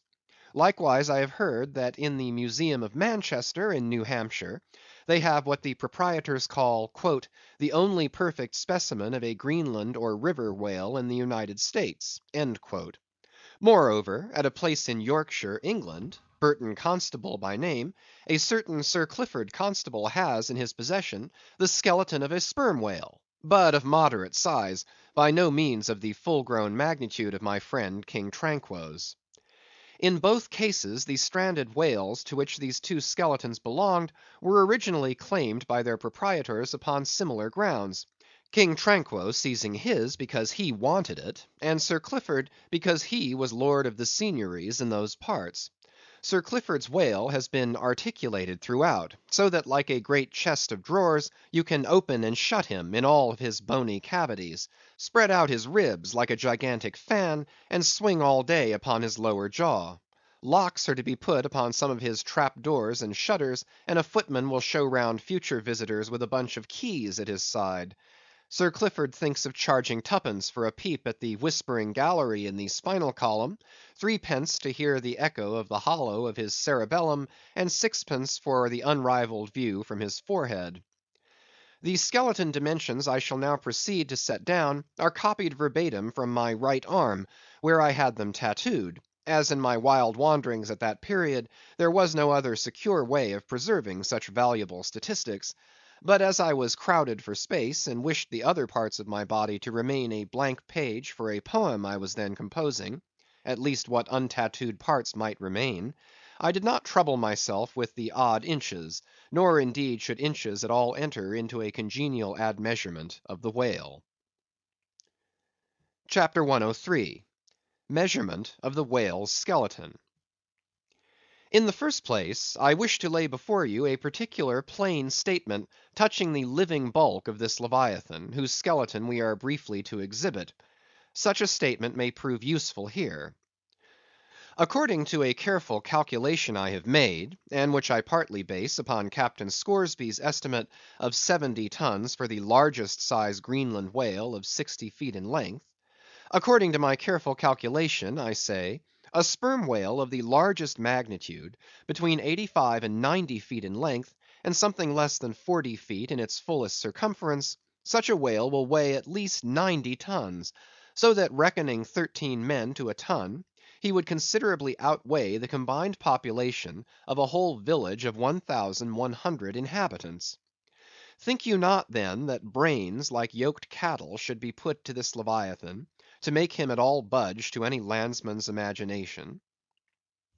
Having already in various ways put before you his skull, spout hole, jaw, teeth, tail, forehead, fins, and divers other parts, I shall now simply point out what is most interesting in the general bulk of his unobstructed bones. But as the colossal skull embraces so very large a proportion of the entire extent of the skeleton, as it is by far the most complicated part, and as nothing is to be repeated concerning it in this chapter, you must not fail to carry it in your mind, or under your arm, as we proceed, otherwise you will not gain a complete notion of the general structure we are about to view. In length, the sperm whale's skeleton at Tranque measured 72 feet, so that when fully invested and extended in life, he must have been 90 feet long; for in the whale the skeleton loses about 1/5 in length compared with the living body. Of this 72 feet, his skull and jaw comprised some 20 feet, leaving some 50 feet of plain backbone. Attached to this backbone, for something less than a third of its length, was the mighty circular basket of ribs which once enclosed his vitals. To me, this vast ivory-ribbed chest, with the long unrelieved spine extending far away from it in a straight line, not a little resembled the hull of a great ship new laid upon the stocks, when only some 20 of her naked bow ribs are inserted, and the keel is otherwise, for the time, but a long disconnected timber. The ribs were 10 on a side. The first, to begin from the neck, was nearly 6 feet long; the second, third, and fourth were each successively longer, till you came to the climax of the fifth, or one of the middle ribs, which measured 8 feet and some inches. From that part the remaining ribs diminished, till the 10th and last only spanned 5 feet and some inches. In general thickness they all bore a seemly correspondence to their length. The middle ribs were the most arched. In some of the Arsacides they are used for beams, whereon to lay footpath bridges over small streams. In considering these ribs, I could not but be struck anew with the circumstance, so variously repeated in this book, that the skeleton of the whale is by no means the mould of his invested form. The largest of the trank ribs, one of the middle ones, occupied that part of the fish which, in life, is greatest in depth. Now, the greatest depth of the invested body of this particular whale must have been at least 16 feet, whereas the corresponding rib measured but little more than 8 feet; so that this rib only conveyed half of the true notion of the living magnitude of that part. Besides, for some way, where I now saw but a naked spine, all that had been once wrapped round with tons of added bulk in flesh, muscle, blood, and bowels. Still more, for the ample fins, I here saw but a few disordered joints, and in place of the weighty and majestic, but boneless flukes, an utter blank. How vain and foolish, then, thought I, for timid untravelled man to try to comprehend aright this wondrous whale by merely poring over his dead attenuated skeleton, stretched in this peaceful wood. No. Only in the heart of quickest perils, only when within the eddyings of his angry flukes, only on the profound unbounded sea, can the fully invested whale be truly and livingly found out. But the spine; for that, the best way we can consider it is, with a crane to pile its bones high up on end. No speedy enterprise; but now it's done, it looks much like Pompey's Pillar. There are 40 and odd vertebrae in all, which in the skeleton are not locked together. They mostly lie like the great knobbed blocks on a Gothic spire, forming solid courses of heavy masonry. The largest, a middle one, is in width something less than 3 feet, and in depth more than 4. The smallest, where the spine tapers away into the tail, is only 2 inches in width, and looks something like a white billiard ball. I was told that there were still smaller ones, but that they had been lost by some little cannibal urchins, the priest's children, who had stolen them to play marbles with. Thus we see how that the spine of even the hugest of living things tapers off at last into simple child's play. CHAPTER 104. The Fossil Whale. From his mighty bulk, the whale affords a most congenial theme whereon to enlarge, amplify, and generally expatiate. Would you, you could not compress him. By good rights he should only be treated of in imperial folio.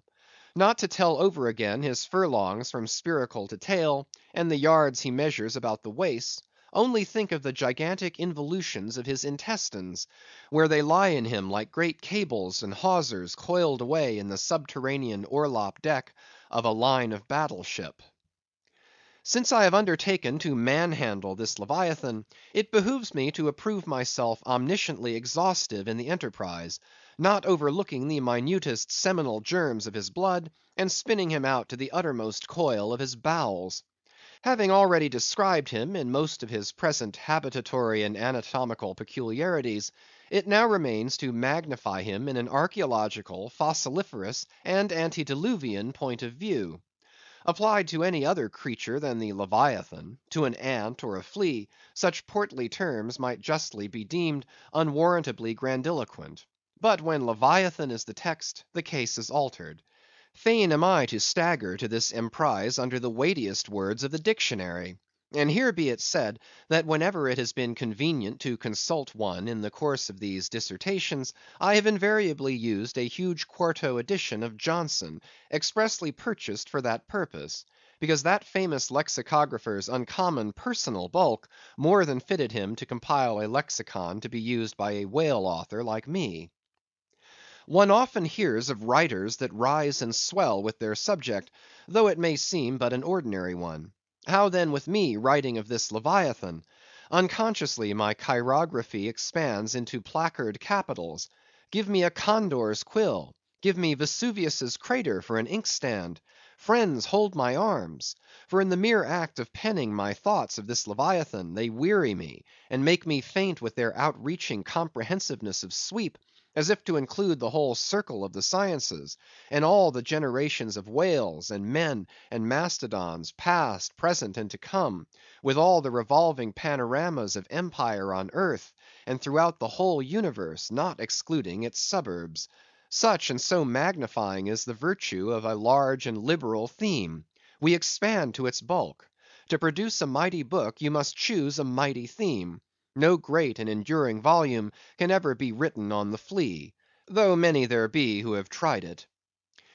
Ere entering upon the subject of fossil whales, I present my credentials as a geologist, by stating that in my miscellaneous time I have been a stone mason, and also a great digger of ditches, canals, and wells, wine vaults, and cellars, and cisterns of all sorts.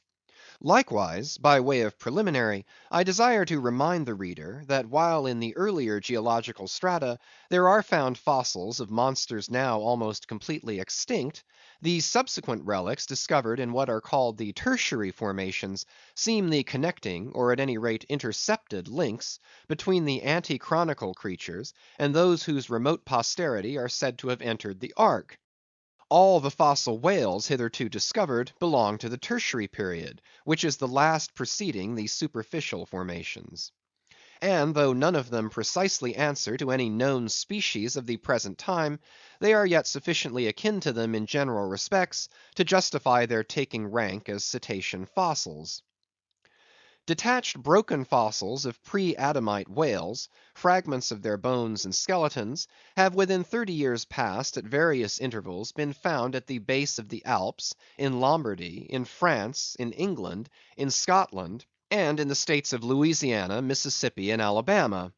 Among the more curious of such remains is part of a skull, which in the year 1779 was disinterred in the Rue Dauphine in Paris, a short street opening almost directly upon the palace of the Tuileries, and bones disinterred in excavating the great docks of Antwerp, in Napoleon's time.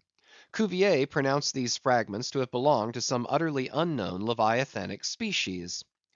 But by far the most wonderful of all cetacean relics was the almost complete vast skeleton of an extinct monster, found in the year 1842 on the plantation of Judge Creagh in Alabama. The awe-stricken, credulous slaves in the vicinity took it for the bones of one of the fallen angels.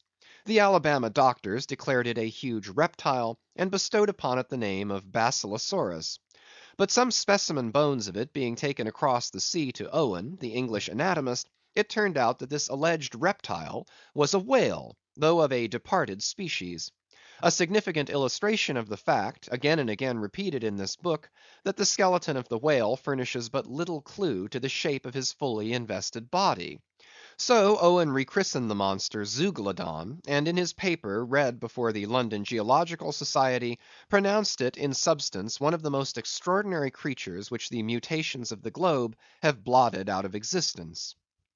When I stand among these mighty leviathan skeletons, skulls, tusks, jaws, ribs, and vertebrae, all characterized by partial resemblances to the existing breeds of sea monsters, but at the same time bearing, on the other hand, similar affinities to the annihilated ante-chronicle leviathans, their incalculable seniors, I am, by a flood, borne back to that wondrous period, ere time itself can be said to have begun; for time began with man.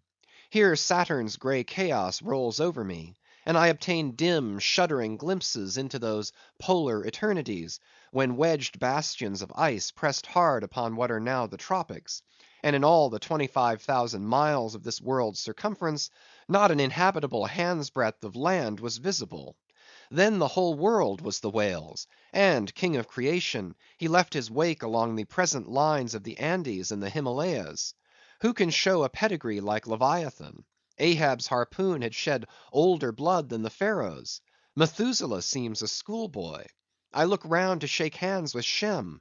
I am horror struck at this ante-Mosaic, unsourced existence of the unspeakable terrors of the whale, which, having been before all time, must needs exist after all humane ages are over. But not alone has this Leviathan left his pre-Adamite traces in the stereotyped plates of nature, and in limestone and marl bequeathed his ancient bust.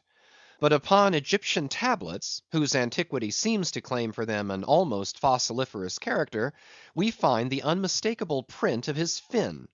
In an apartment of the great temple of Dendera, some 50 years ago, there was discovered upon the granite ceiling a sculptured and painted planisphere abounding in centaurs, griffins, and dolphins, similar to the grotesque figures on the celestial globe of the moderns. Gliding among them, old Leviathan swam as of yore. Was there, swimming in that planisphere, centuries before Solomon was cradled. Nor must there be omitted another strange attestation of the antiquity of the whale, in his own osseous post-diluvian reality, as set down by the venerable John Leo, the old Barbary traveller. "Not far from the seaside they have a temple, the rafters and beams of which are made of whale bones, for whales of a monstrous size are oftentimes cast up dead upon that shore. The common people imagine that by a secret power bestowed by God upon the temple, no whale can pass it without immediate death. But the truth of the matter is, that on either side of the temple there are rocks that shoot 2 miles into the sea, and wound the whales when they light upon them. They keep a whale's rib of an incredible length for a miracle, which lying upon the ground with its convex part uppermost, makes an arch, the head of which cannot be reached by a man upon a camel's back. This rib, says John Leo, is said to have lain there 100 years before I saw it. Their historians affirm that a prophet who prophesied of Mahomet came from this temple, and some do not stand to assert that the prophet Jonas was cast forth by the whale at the base of the temple." In this Afric temple of the whale I leave you, reader, and if you be a Nantucketer and a whaleman, you will silently worship there. End of chapters 101 to 104.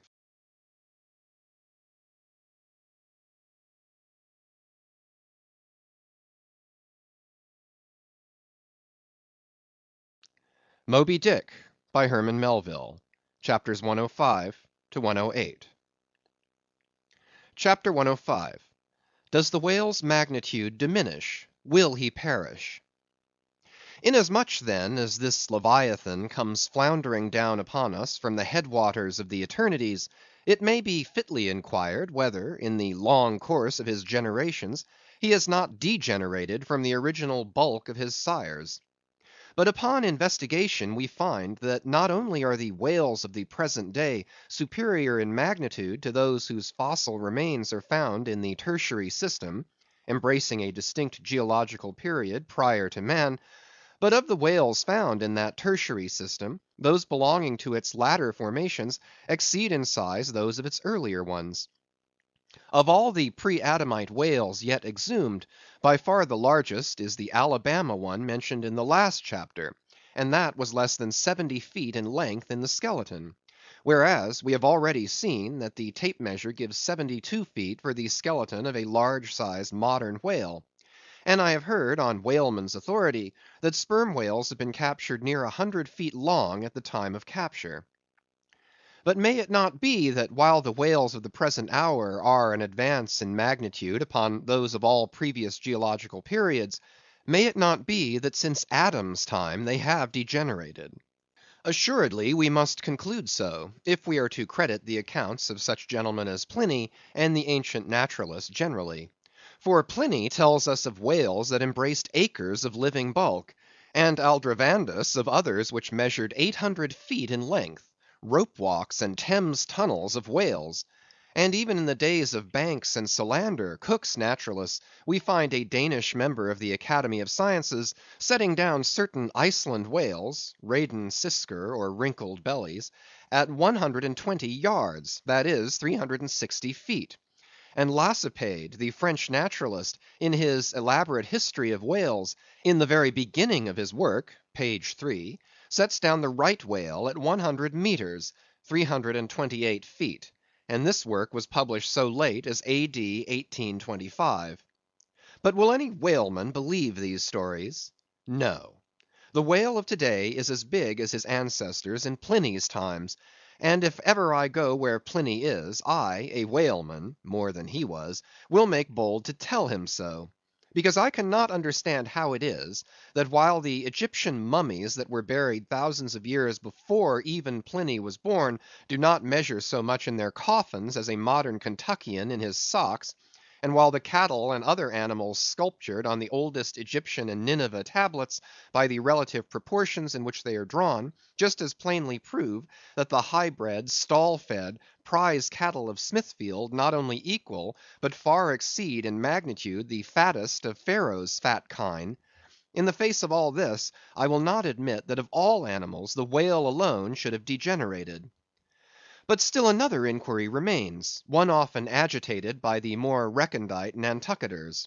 Whether owing to the almost omniscient lookouts at the mastheads of the whale ships, now penetrating even through Behring Straits and into the remotest secret drawers and lockers of the world, and the thousand harpoons and lances darted along all continental coasts, the moot point is, whether Leviathan can long endure so wide a chase, and so remorseless a havoc; whether he must not at last be exterminated from the waters, and the last whale, like the last man, smoke his last pipe, and then himself evaporate in the final puff. Comparing the humped herds of whales with the humped herds of buffalo, which not 40 years ago overspread by tens of thousands the prairies of Illinois and Missouri, and shook their iron manes, and scowled with their thunder‐clotted brows upon the sites of populous river capitals, where now the polite broker sells you land at $1 an inch; in such a comparison an irresistible argument would seem furnished to show that the hunted whale cannot now escape speedy extinction. But you must look at this matter in every light.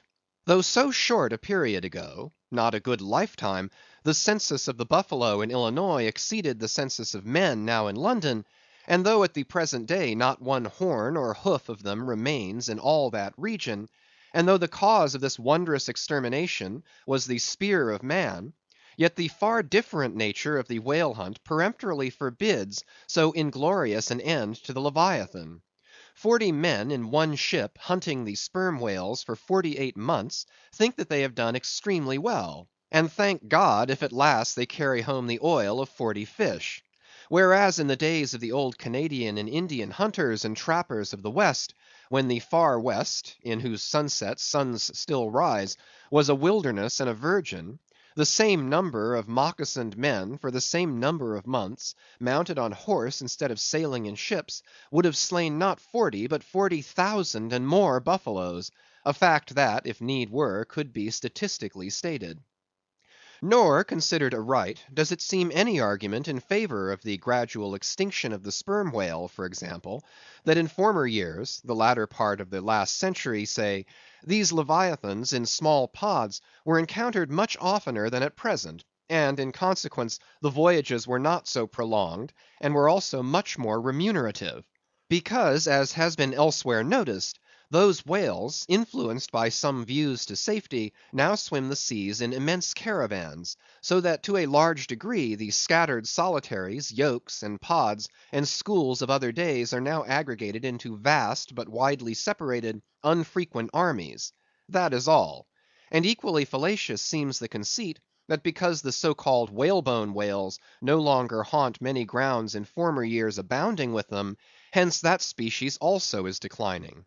For they are only being driven from promontory to cape, and if one coast is no longer enlivened with their jets, then be sure some other and remoter strand has been very recently startled by the unfamiliar spectacle. Furthermore, concerning these last mentioned leviathans, they have two firm fortresses, which in all human probability will forever remain impregnable. And as upon the invasion of their valleys the frosty Swiss have retreated to their mountains, so, hunted from the savannas and glades of the middle seas, the whalebone whales can at last resort to their polar citadels, and diving under the ultimate glassy barriers and walls there, come up among icy fields and floes, and in a charmed circle of everlasting December bid defiance to all pursuit from man. But as perhaps 50 of these whalebone whales are harpooned for one cachalot, some philosophers of the forecastle have concluded that this positive havoc has already very seriously diminished their battalions. But though for some time past a number of these whales, not less than 13,000, have been annually slain on the Norwest coast by the Americans alone, yet there are considerations which render even this circumstance of little or no account as an opposing argument in this matter. Natural as it is to be somewhat incredulous concerning the populousness of the more enormous creatures of the globe, yet what shall we say to Harto, the historian of Goa, when he tells us that at one hunting the king of Siam took 4,000 elephants; that in those regions elephants are as numerous as droves of cattle in the temperate climes. And there seems no reason to doubt that if these elephants, which have now been hunted for thousands of years by Semiramis, by Porus, by Hannibal, and by all the successive monarchs of the East, if they still survive there in great numbers, much more may the great whale outlast all hunting, since he has a pasture to expatiate in which is precisely twice as large as all Asia, both Americas, Europe, and Africa, New Holland, and all the isles of the sea combined.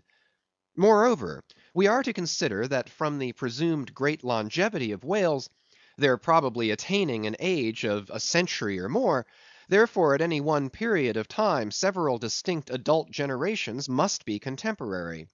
And what that is, we may soon gain some idea of, by imagining all the graveyards, cemeteries, and family vaults of creation, yielding up the live bodies of all the men, women, and children who were alive 75 years ago, and adding this countless host to the present human population of the globe. Wherefore, for all these things, we account the whale immortal in his species, however perishable in his individuality. He swam the seas before the continents broke water; he once swam over the site of the Tuileries and Windsor Castle and the Kremlin. In Noah's flood he despised Noah's ark; and if ever the world is to be again flooded, like the Netherlands, to kill off its rats, then the eternal whale will still survive, and rearing upon the topmost crest of the equatorial flood, spout his frothed defiance to the skies. CHAPTER 106. Ahab's Leg. The precipitating manner in which Captain Ahab had quitted the Samuel Enderby of London had not been unattended with some small violence to his own person. He had lighted with such energy upon the thwart of his boat, that his ivory leg had received a half splintering shock; and when, after gaining his own deck, and his own pivot hole there, he so vehemently wheeled round with an urgent command to the steersman, it was, as ever, something about his not steering inflexibly enough; then the already shaken ivory received such an additional twist and wrench, that though it still remained entire and to all appearances lusty, yet Ahab did not deem it entirely trustworthy. And indeed it seemed small matter for wonder, that for all his pervading mad recklessness, Ahab did at times give careful heed to the condition of that dead bone upon which he partly stood. For it had not been very long prior to the Pequod's sailing from Nantucket, that he had been found one night lying prone upon the ground, and insensible. By some unknown and seemingly inexplicable, unimaginable casualty, his ivory limb having been so violently displaced that it had stake-wise smitten and all but pierced his groin; nor was it without extreme difficulty that the agonizing wound was entirely cured. Nor at the time had it failed to enter his monomaniac mind, that all the anguish of that then present suffering was but the direct issue of a former woe; and he too plainly seemed to see, that as the most poisonous reptile of the marsh perpetuates his kind as inevitably as the sweetest songster of the grove, so equally, with every felicity, all miserable events do naturally beget their like. Yea, more than equally, thought Ahab, since both the ancestry and posterity of grief go further than the ancestry and posterity of joy. For, not to hint of this, that it is an inference from certain canonic teachings, that while some natural enjoyments here shall have no children born to them for the other world, but, on the contrary, shall be followed by the joy childlessness of all hell's despair, whereas some guilty mortal miseries shall still fertilely beget to themselves an eternally progressive progeny of griefs beyond the grave, not at all to hint of this, there still seems an inequality in the deeper analysis of the thing.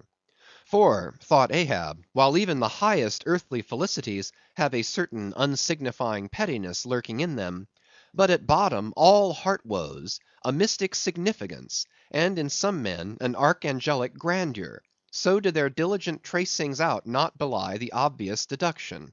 To trail the genealogies of these high mortal miseries carries us at last among the sourceless primogenitors of the gods, so that in the face of all the glad haymaking suns, and soft symboling round harvest moons, we must needs give in to this, that the gods themselves are not for ever glad. The ineffaceable sad birthmark in the brow of man is but the stamp of sorrow in the signers. Unwittingly here a secret has been divulged, which perhaps might more properly, in set way, have been disclosed before.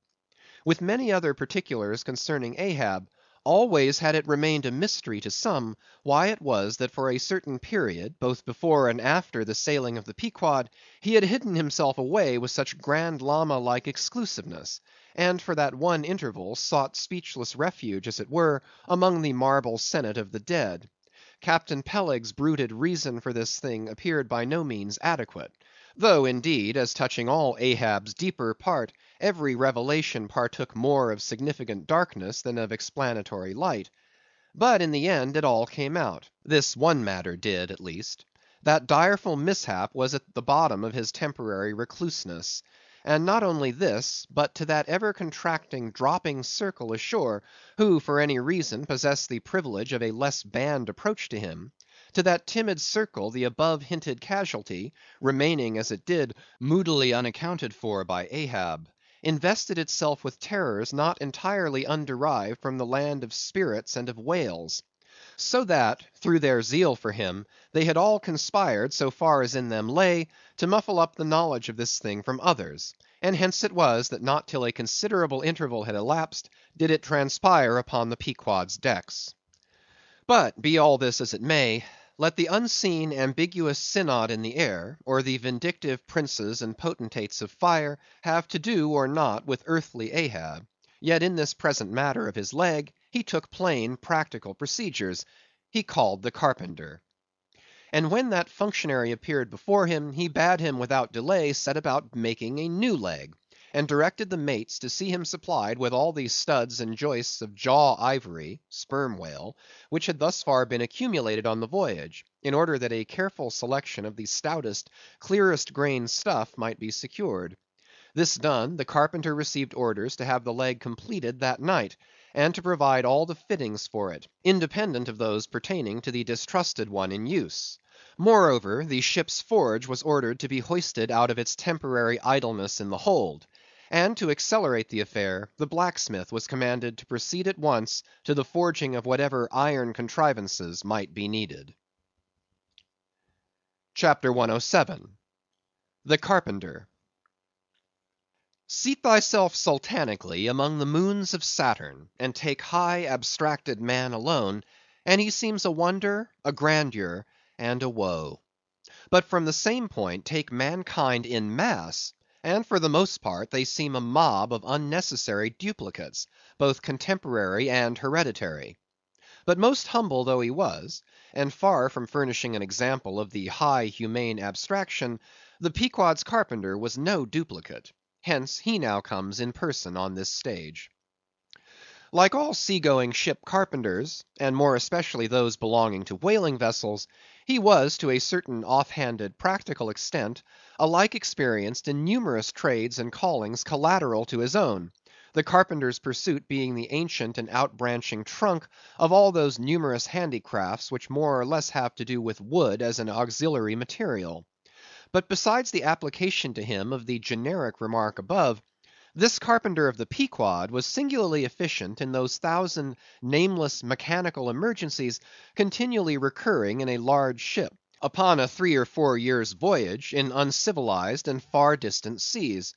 For not to speak of his readiness in ordinary duties, repairing stove boats, sprung spars, reforming the shape of clumsy bladed oars, inserting bull's eyes in the deck, or new tree nails in the side planks, and other miscellaneous matters more directly pertaining to his special business, he was moreover unhesitatingly expert in all manner of conflicting aptitudes, both useful and capricious. The one grand stage where he enacted all his various parts, so manifold, was his vice bench; a long, rude, ponderous table, furnished with several vices, of different sizes, and both of iron and of wood. At all times, except when whales were alongside, this bench was securely lashed athwartships against the rear of the try works. A belaying pin is found too large to be easily inserted into its hole. The carpenter claps it into one of his ever ready vices, and straightway files it smaller. A lost land bird of strange plumage strays on board, and is made a captive. Out of clean shaved rods of right whalebone, and cross beams of sperm whale ivory, the carpenter makes a pagoda looking cage for it. An oarsman sprains his wrist; the carpenter concocts a soothing lotion. Stubb longed for vermilion stars to be painted upon the blade of his every oar. Screwing each oar in his big vice of wood, the carpenter symmetrically supplies the constellation. A sailor takes a fancy to wear shark bone ear rings; the carpenter drills his ears. Another has a toothache; the carpenter out pincers, and clapping one hand upon his bench, bids him be seated there. But the poor fellow unmanageably winces under the unconcluded operation. Whirling round the handle of his wooden vice, the carpenter signs him to clap his jaw in that, if he would have him draw the tooth. Thus this carpenter was prepared at all points, and alike indifferent, and without respect in all. Teeth he accounted bits of ivory; heads he deemed but top blocks; men themselves he lightly held for capstans. But while now upon so wide a field thus variously accomplished, and with such liveliness of expertness in him too, all this would seem to argue some uncommon vivacity of intelligence. But not precisely so. For nothing was this man more remarkable than for a certain impersonal stolidity, as it were. Impersonal, I say, for it so shaded off into the surrounding infinite of things, that it seemed one with the general stolidity discernible in the whole visible world, which while pauselessly active in uncounted modes, still eternally holds its peace, and ignores you, though you dig foundations for cathedrals. Yet was this half horrible stolidity in him, involving too, as it appeared, an all ramifying heartlessness; yet was it oddly dashed at times with an old, crutch-like, antediluvian, wheezing humorousness, not unstreaked now and then with a certain grizzled wittiness, such as might have served to pass the time during the midnight watch on the bearded forecastle of Noah's Ark. Was it that this old carpenter had been a lifelong wanderer, whose much rolling to and fro not only had gathered no moss, but what is more, had rubbed off whatever small outward clingings might have originally pertained to him? He was a stripped abstract, an unfractioned integral, uncompromised as a new born babe, living without premeditated reference to this world or the next. You might almost say that this strange uncompromisedness in him involved a sort of unintelligence; for in his numerous trades he did not seem to work so much by reason or by instinct, or simply because he had been tutored to it, or by any intermixture of all these, even or uneven, but merely by a kind of deaf and dumb, spontaneous, literal process. He was a pure manipulator. His brain, if he had ever had one, must have early oozed along into the muscles of his fingers. He was like one of those unreasoning but still highly useful, multum in parvo, Sheffield contrivances, assuming the exterior, though a little swelled, of a common pocket knife, but containing not only blades of various sizes, but also screwdrivers, corkscrews, tweezers, awls, pens, rulers, nail filers, countersinkers. So, if his superiors wanted to use the carpenter for a screwdriver, all they had to do was to open that part of him, and the screw was fast; or if for tweezers, take him up by the legs, and there they were. Yet, as previously hinted, this omni-tooled, open and shut carpenter was, after all, no mere machine of an automaton. If he did not have a common soul in him, he had a subtle something that somehow anomalously did its duty. What that was, whether essence of quicksilver or a few drops of hartshorn, there was no telling. But there it was, and there it had abided for now some 60 years or more. And this it was, this same unaccountable, cunning life principle in him, this it was that kept him a great part of the time soliloquizing, but only like an unreasoning wheel, which also hummingly soliloquizes. Or rather, his body was a sentry box, and this soliloquizer on guard there, and talking all the time to keep himself awake. CHAPTER 108. Ahab and the Carpenter. The deck. First night watch. Carpenter standing before his vice bench, and by the light of 2 lanterns, busily filing the ivory joist for the leg, which joist is firmly fixed in the vice. Slabs of ivory, leather straps, pads, screws, and various tools of all sorts lying about the bench. Forward, the red flame of the forge is seen, where the blacksmith is at work. Drat the file, and drat the bone. That is hard which should be soft, and that is soft which should be hard. So we go, who file old jaws and shin bones. Let's try another. Aye, now this works better. Sneezes. Hallo, this bone dust is... Sneezes. Why, it's... Sneezes. Yes, it's... Sneezes. Bless my soul, it won't let me speak. That is what an old fellow gets now for working in dead lumber. Saw a live tree, and you don't get this dust. Amputate a live bone, and you don't get it. Sneezes. Come, come, you, old smut. There, bear a hand, and let's have that ferrule and buckle screw. I'll be ready for them presently. Lucky now, sneezes, there's no knee joint to make. That might puzzle a little, but a mere shin bone, why, it's as easy as making hop poles, only I should like to put a good finish on. Time, time. If I but only had the time, I could turn him out as neat a leg now as ever, sneezes, scraped to a lady in a parlor. Those buckskin legs and calves of legs I've seen in shop windows wouldn't compare at all. They soak water, they do, and of course get rheumatic, and have to be doctored, sneezes, with washes and lotions, just like live legs. There, before I saw it off now, I must call his old Mogulship, and see whether the length will be all right. Too short, if anything, I guess. Ha! That's the heel. We are in luck. Here he comes. Or it's somebody else, that's certain. Ahab advancing. During the ensuing scene, the carpenter continues, sneezing at times. Well, man maker? Just in time, sir. If the captain pleases, I will now mark the length. Let me measure, sir. Measured for a leg. Good. Well, it's not the first time. About it. There, keep thy finger on it. This is a cogent vice thou hast here, carpenter. Let me feel its grip once. So, so, it does pinch some. Oh, sir, it will break bones. Beware, beware. No fear. I like a good grip. I like to feel something in this slippery world that can hold man. What's Prometheus about there? The blacksmith, I mean. What's he about? He must be forging the buckle screw, sir, now. Right. It's a partnership. He supplies the muscle part. He makes a fierce red flame there. Aye, sir. He must have the white heat for this kind of fine work. So he must.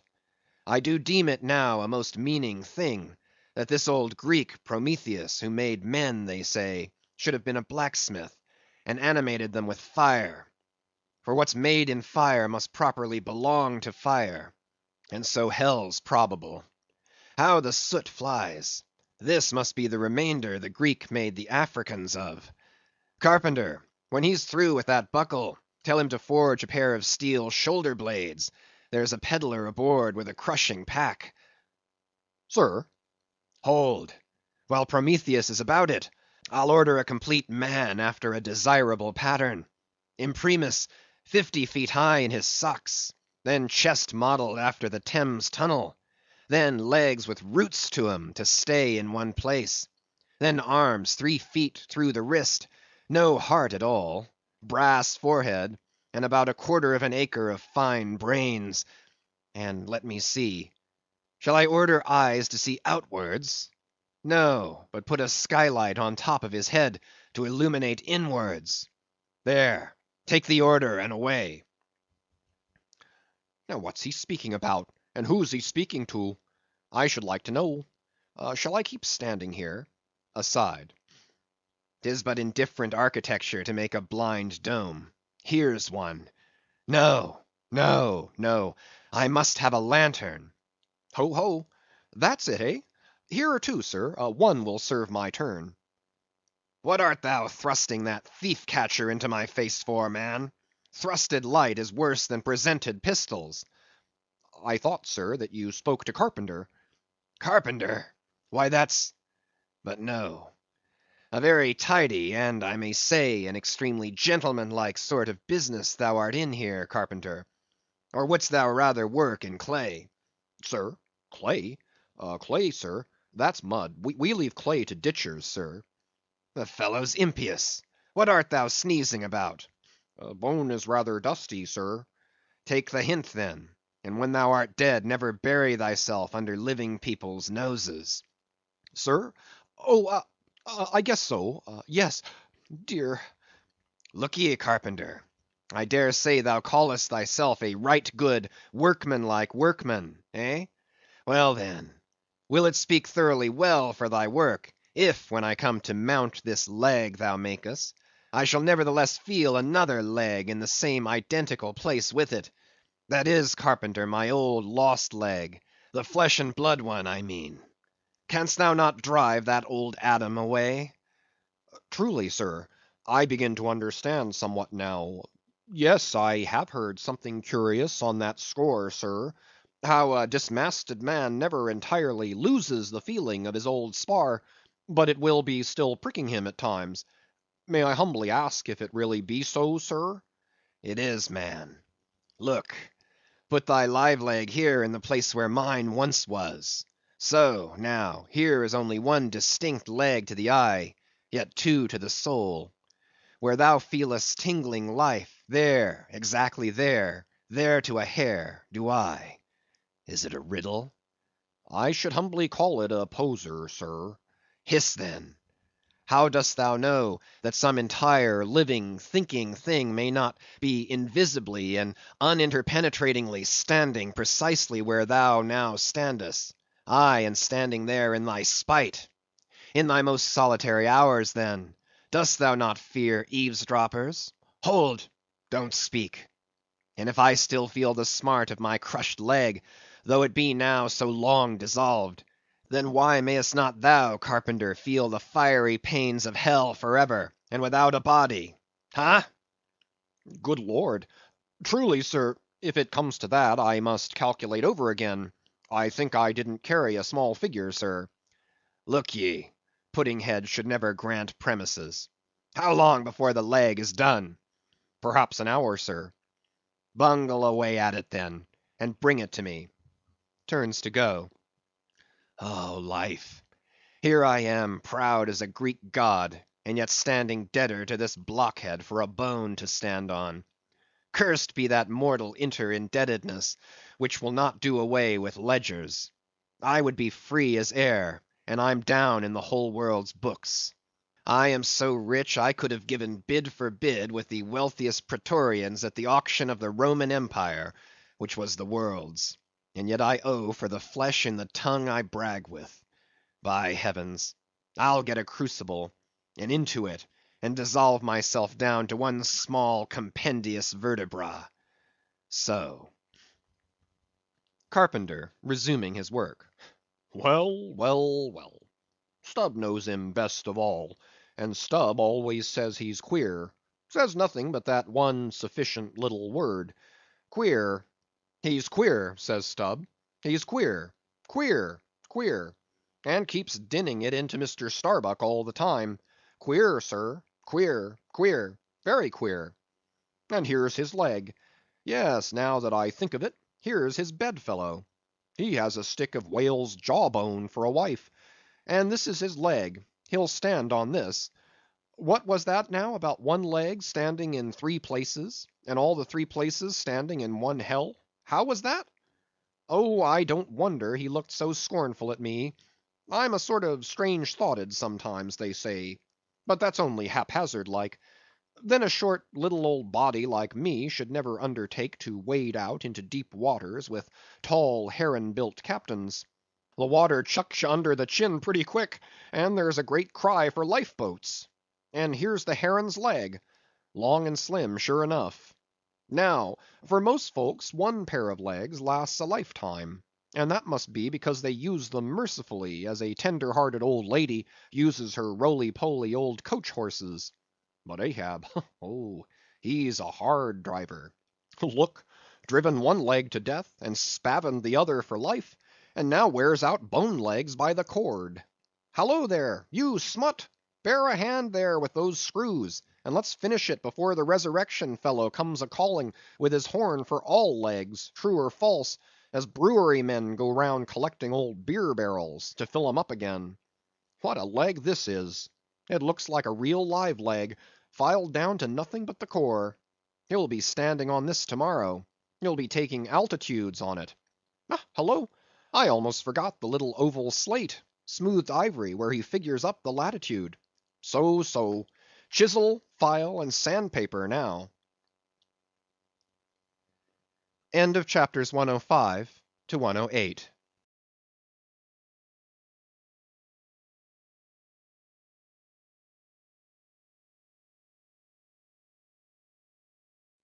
Moby Dick by Herman Melville, chapters 109 to 113. Chapter 109, Ahab and Starbuck in the cabin. According to usage, they were pumping the ship the next morning, and lo, no inconsiderable oil came up with the water. The casks below must have sprung a bad leak. Much concern was shown, and Starbuck went down into the cabin to report this unfavorable affair. Footnote: in sperm whalemen with any considerable quantity of oil on board, it is a regular semi-weekly duty to conduct a hose into the hold and drench the casks with sea water, which afterwards at varying intervals is removed by the ship's pumps. Hereby the casks are sought to be kept damply tight, while by the changed character of the withdrawn water the mariners readily detect any serious leakage in the precious cargo. End of footnote. Now, from the south and west, the Pequod was drawing nigh to Formosa and the Bashee Isles, between which lies one of the tropical outlets from the China waters into the Pacific. And so Starbuck found Ahab with a general chart of the Oriental archipelagos spread before him, and another separate one representing the long eastern coasts of the Japanese islands, Niphon, Matsmai, and Sikoke. With his snow-white new ivory leg braced against the screwed leg of his table, and with a long pruning hook of a jackknife in his hand, the wondrous old man, with his back to the gangway door, was wrinkling his brow and tracing his old courses again. Who's there? Hearing the footstep at the door, but not turning round to it. On deck! Be gone! Captain Ahab mistakes. It is I. The oil in the hold is leaking, sir. We must up Burton's and break out. Up Burton's and break out, now that we are nearing Japan? Heave to here for a week to tinker a parcel of old hoops?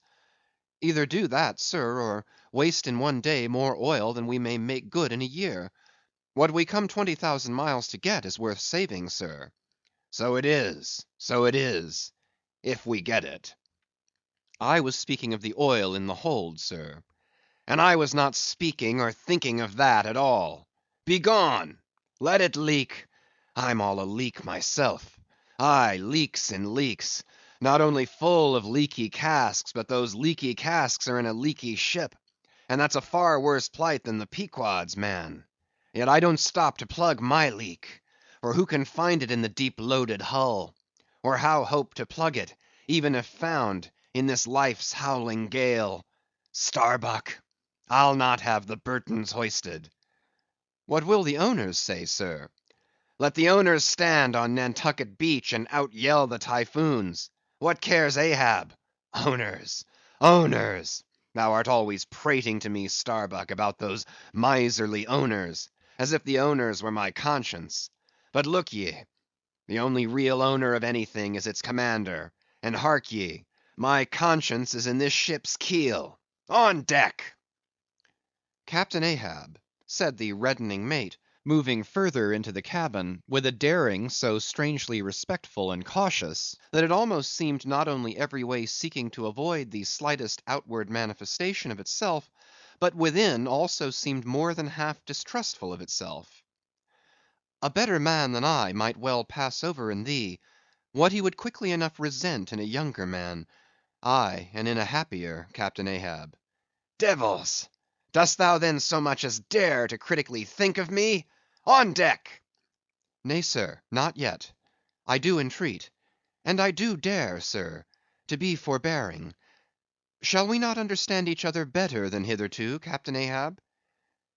Ahab seized a loaded musket from the rack, forming part of most South Seamen's cabin furniture, and pointing it towards Starbuck, exclaimed, "There is one God that is Lord over the earth, and one Captain that is Lord over the Pequod. On deck!" For an instant, in the flashing eyes of the mate, and his fiery cheeks, you would have almost thought that he had really received the blaze of the levelled tube.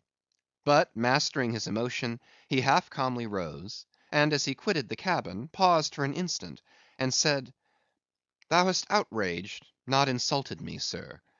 But for that, I ask thee not to beware of Starbuck; thou wouldst but laugh. But let Ahab beware of Ahab. Beware of thyself, old man." "He waxes brave, but nevertheless obeys. Most careful bravery that," murmured Ahab, as Starbuck disappeared. "What's that he said? Ahab beware of Ahab. There's something there." Then unconsciously using the musket for a staff, with an iron brow he paced to and fro in the little cabin; but presently the thick pleats of his forehead relaxed, and returning the gun to the rack, he went on deck. "Thou art but too good a fellow, Starbuck," he said lowly to the mate. Then raising his voice to the crew, "Furl the t'gallant sails, and close reef the topsails, fore and aft. Back the main yard. Up Burtons, and break out in the main hold." It were perhaps vain to surmise exactly why it was, that as respecting Starbuck, Ahab thus acted. It may have been a flash of honesty in him, or a mere prudential policy which, under the circumstance, imperiously forbade the slightest symptom of open disaffection, however transient, in the important chief officer of his ship. However it was, his orders were executed, and the Burtons were hoisted. CHAPTER 110. Queequeg in his coffin. Upon searching, it was found that the casks last struck into the hold were perfectly sound, and that the leak must be further off. So, it being calm weather, they broke out deeper and deeper, disturbing the slumbers of the huge ground tier butts, and from that black midnight sending those gigantic moles into the daylight above. So deep did they go, and so ancient and corroded and weedy the aspect of the lowermost puncheons, that you almost looked next for some mouldy corner-stone cask containing coins of Captain Noah, with copies of the posted placards vainly warning the infatuated old world from the flood. Tierce after tierce, too, of water, and bread, and beef, and shooks of staves, and iron bundles of hoops, were hoisted out, till at last the piled decks were hard to get about, and the hollow hull echoed underfoot, as if you were treading over empty catacombs, and reeled and rolled in the sea like an air-freighted demijohn. Top-heavy was the ship as a dinnerless student with all Aristotle in his head. Well was it that the typhoons did not visit them then. Now at this time it was that my poor pagan companion and fast bosom friend Queequeg was seized with a fever, which brought him nigh to his endless end. Be it said, that in this vocation of whaling, sinecures are unknown. Dignity and danger go hand in hand; till you get to be captain, the higher you rise, the harder you toil. So with poor Queequeg, who, as harpooner, must not only face all the rage of the living whale, but, as we have elsewhere seen, mount his dead back in a rolling sea, and finally descend into the gloom of the hold, and bitterly sweating all day in that subterraneous confinement, resolutely manhandle the clumsiest casks, and see to their stowage. To be short, among whalemen, the harpooneers are the holders, so called. Poor Queequeg! When the ship was about half disembowelled, you should have stooped over the hatchway, and peered down upon him there, where, stripped to his woolen drawers, the tattooed savage was crawling about amid that dampness and slime, like a green spotted lizard at the bottom of a well; and a well or an ice house it somehow proved to him, poor pagan, where, strange to say, for all the heat of his sweatings, he caught a terrible chill which lapsed into a fever, and at last, after some days' suffering, laid him in his hammock, close to the very sill of the door of death. How he wasted and wasted away in those few long lingering days, till there seemed but little left of him but his frame and tattooing. But as all else in him thinned, and his cheek bones grew sharper, his eyes nevertheless seemed growing fuller and fuller; they became of a strange softness of lustre, and mildly but deeply looked out at you there from his sickness, a wondrous testimony to that immortal health in him which could not die or be weakened. And like circles on the water, which, as they grow fainter, expand, so his eyes seemed rounding and rounding like the rings of eternity. An awe that cannot be named would steal over you, as you sat by the side of this waning savage, and saw as strange things in his face as any beheld who were bystanders when Zoroaster died. For whatever is truly wondrous and fearful in man, never yet was put into words or books. And the drawing near of death, which alike levels all, alike impresses all with a last revelation, which only an author from the dead could adequately tell. So that, let us say it again, no dying Chaldee or Greek had higher and holier thoughts than those whose mysterious shades you saw creeping over the face of poor Queequeg, as he quietly lay in his swaying hammock, and the rolling sea seemed gently rocking him to his final rest, and the ocean's invisible flood tide lifted him higher and higher towards his destined heaven. Not a man of the crew but gave him up; and as for Queequeg himself, what he thought of the case was forcibly shown by a curious favor he asked. He called one to him in the grey morning watch when the day was just breaking, and taking his hand, said that while in Nantucket he had chanced to see certain little canoes of dark wood, like the rich war wood of his native isle, and upon inquiry he had learned that all whalemen who died in Nantucket were laid in those same dark canoes, and that the fancy of being so laid had much pleased him, for it was not unlike the custom of his own race, who, after embalming a dead warrior, stretched him out in his canoe, and so left him to be floated away to the starry archipelagoes. For not only do they believe that the stars are isles, but that far beyond all visible horizons, their own mild uncontinented seas interflow with the blue heavens, and so form the white breakers of the Milky Way. He added that he shuddered at the thought of being buried in his hammock, according to the usual sea custom, tossed like something vile to the death‐devouring sharks.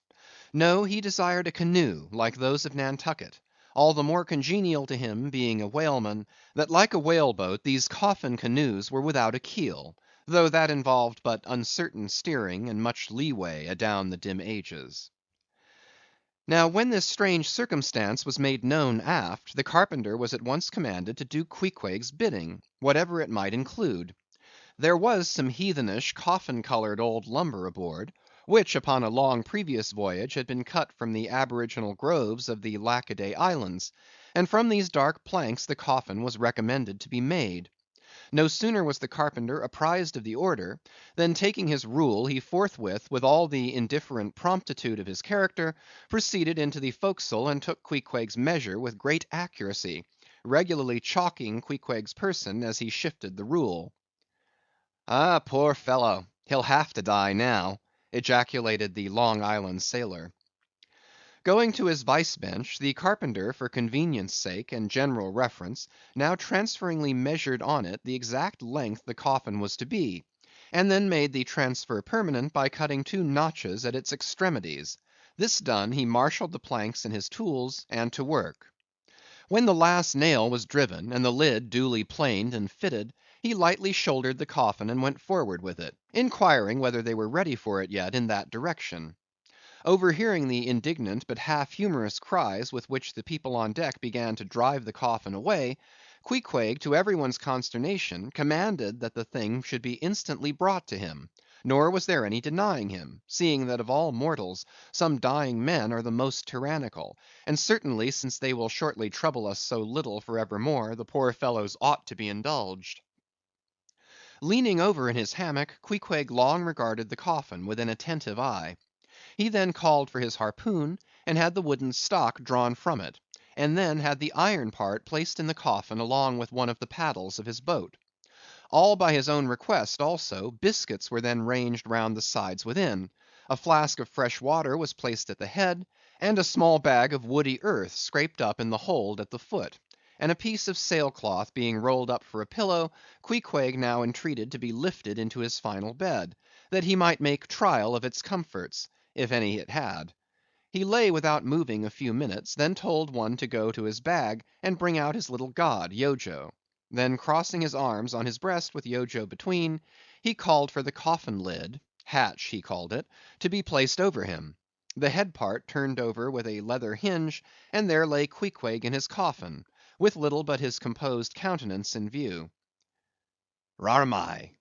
"It will do; it is easy," he murmured at last, and signed to be replaced in his hammock. But ere this was done, Pip, who had been slyly hovering near by all this while, drew nigh to him where he lay, and with soft sobbings took him by the hand, in the other holding his tambourine. "Poor rover, will ye never have done with all this weary roving? Where go ye now? But if the currents carry ye to those sweet Antilles, where the beaches are only beat with water lilies, will ye do one little errand for me? Seek out one Pip, who's now been missing long. I think he's in those far Antilles. If you find him, then comfort him, for he must be very sad; for look, he's left his tambourine behind. I found it. Rig-a-dig-dig. Now, Queequeg, die, and I'll beat your dying march." "I have heard," murmured Starbuck, gazing down the scuttle, "that in violent fevers, men, all ignorance, have talked in ancient tongues; and that when the mystery is probed, it turns out always that in their wholly forgotten childhood those ancient tongues had been really spoken in their hearing by some lofty scholars. So to my fond faith, poor Pip, in this strange sweetness of his lunacy, brings heavenly vouchers of all our heavenly homes. Where learned he that but there? Hark, he speaks again, but more wildly now. Form 2 and 2, let's make a general of him. Ho! where's his harpoon? Lay it across here. Rig-a-dig-dig, huzza! Oh, for a gamecock now to sit upon his head and crow. Queequeg dies game, mind ye that, Queequeg dies game, take ye good heed of that. Queequeg dies game, I say, game, game, game, but base little Pip, he died a coward, died all a shiver. Out upon Pip! Hark ye, if ye find Pip, tell all the Antilles he's a runaway, a coward, a coward, a coward. Tell them he jumped from a whale boat. I'd never beat my tambourine over base Pip, and hail him general, if he were once more dying here. No, no, shame upon all cowards, shame upon them. Let him go drown like Pip that jumped from a whale boat. Shame, shame." During all this, Queequeg lay with closed eyes, as if in a dream. Pip was led away, and the sick man was replaced in his hammock. But now that he had apparently made every preparation for death, now that his coffin was proved a good fit, Queequeg suddenly rallied. Soon there seemed no need of the carpenter's box; and thereupon, when some expressed their delighted surprise, he, in substance, said that the cause of his sudden convalescence was this: at a critical moment he had just recalled a little duty ashore, which he was leaving undone, and therefore had changed his mind about dying. He could not die yet, he averred. They asked him then whether to live or die was a matter of his own sovereign will and pleasure. He answered, certainly.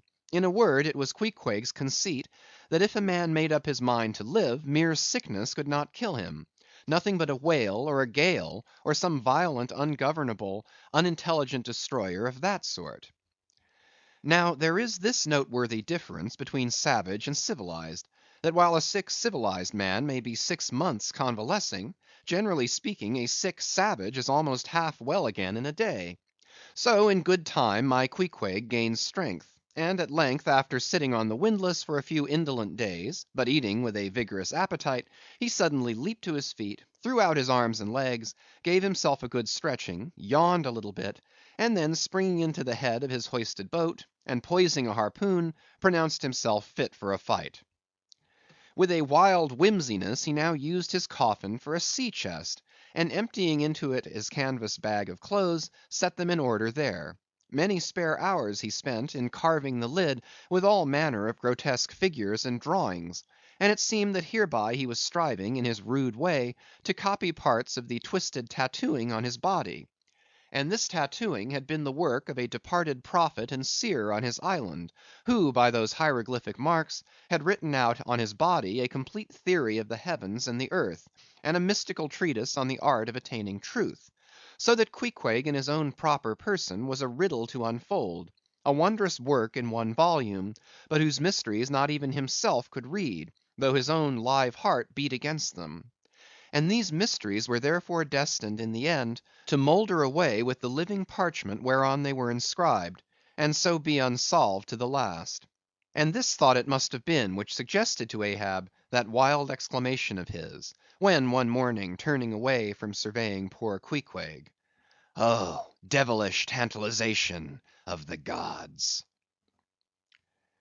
CHAPTER 111. The Pacific. When gliding by the Bashee Isles, we emerged at last upon the great South Sea. Were it not for other things, I could have greeted my dear Pacific with uncounted thanks; for now the long supplication of my youth was answered. That serene ocean rolled eastwards from me 1,000 leagues of blue. There is, one knows not what sweet mystery about this sea, whose gentle awful stirrings seem to speak of some hidden soul beneath, like those fabled undulations of the Ephesian sod over the buried evangelist St. John. And meet it is, that over these sea pastures, wide rolling watery prairies and potters' fields of all 4 continents, the waves should rise and fall, and ebb and flow unceasingly. For here millions of mixed shades and shadows, drowned dreams, somnambulisms, reveries, all that we call lives and souls, lie dreaming, dreaming still, tossing like slumberers in their beds, the ever rolling waves but made so by their restlessness. To any meditative Magian rover, this serene Pacific, once beheld, must ever after be the sea of his adoption. It rolls the midmost waters of the world, the Indian Ocean and Atlantic being but its arms. The same waves wash the moles of the new built Californian towns, but yesterday planted by the recentest race of men, and lave the faded but still gorgeous skirts of Asiatic lands older than Abraham; while all between float milky ways of coral isles, and low-lying, endless, unknown archipelagoes, and impenetrable Japans. Thus this mysterious, divine Pacific zones the world's whole bulk about, makes all coasts one bay to it, seems the tide-beating heart of earth. Lifted by those eternal swells, you needs must own the seductive god, bowing your head to Pan.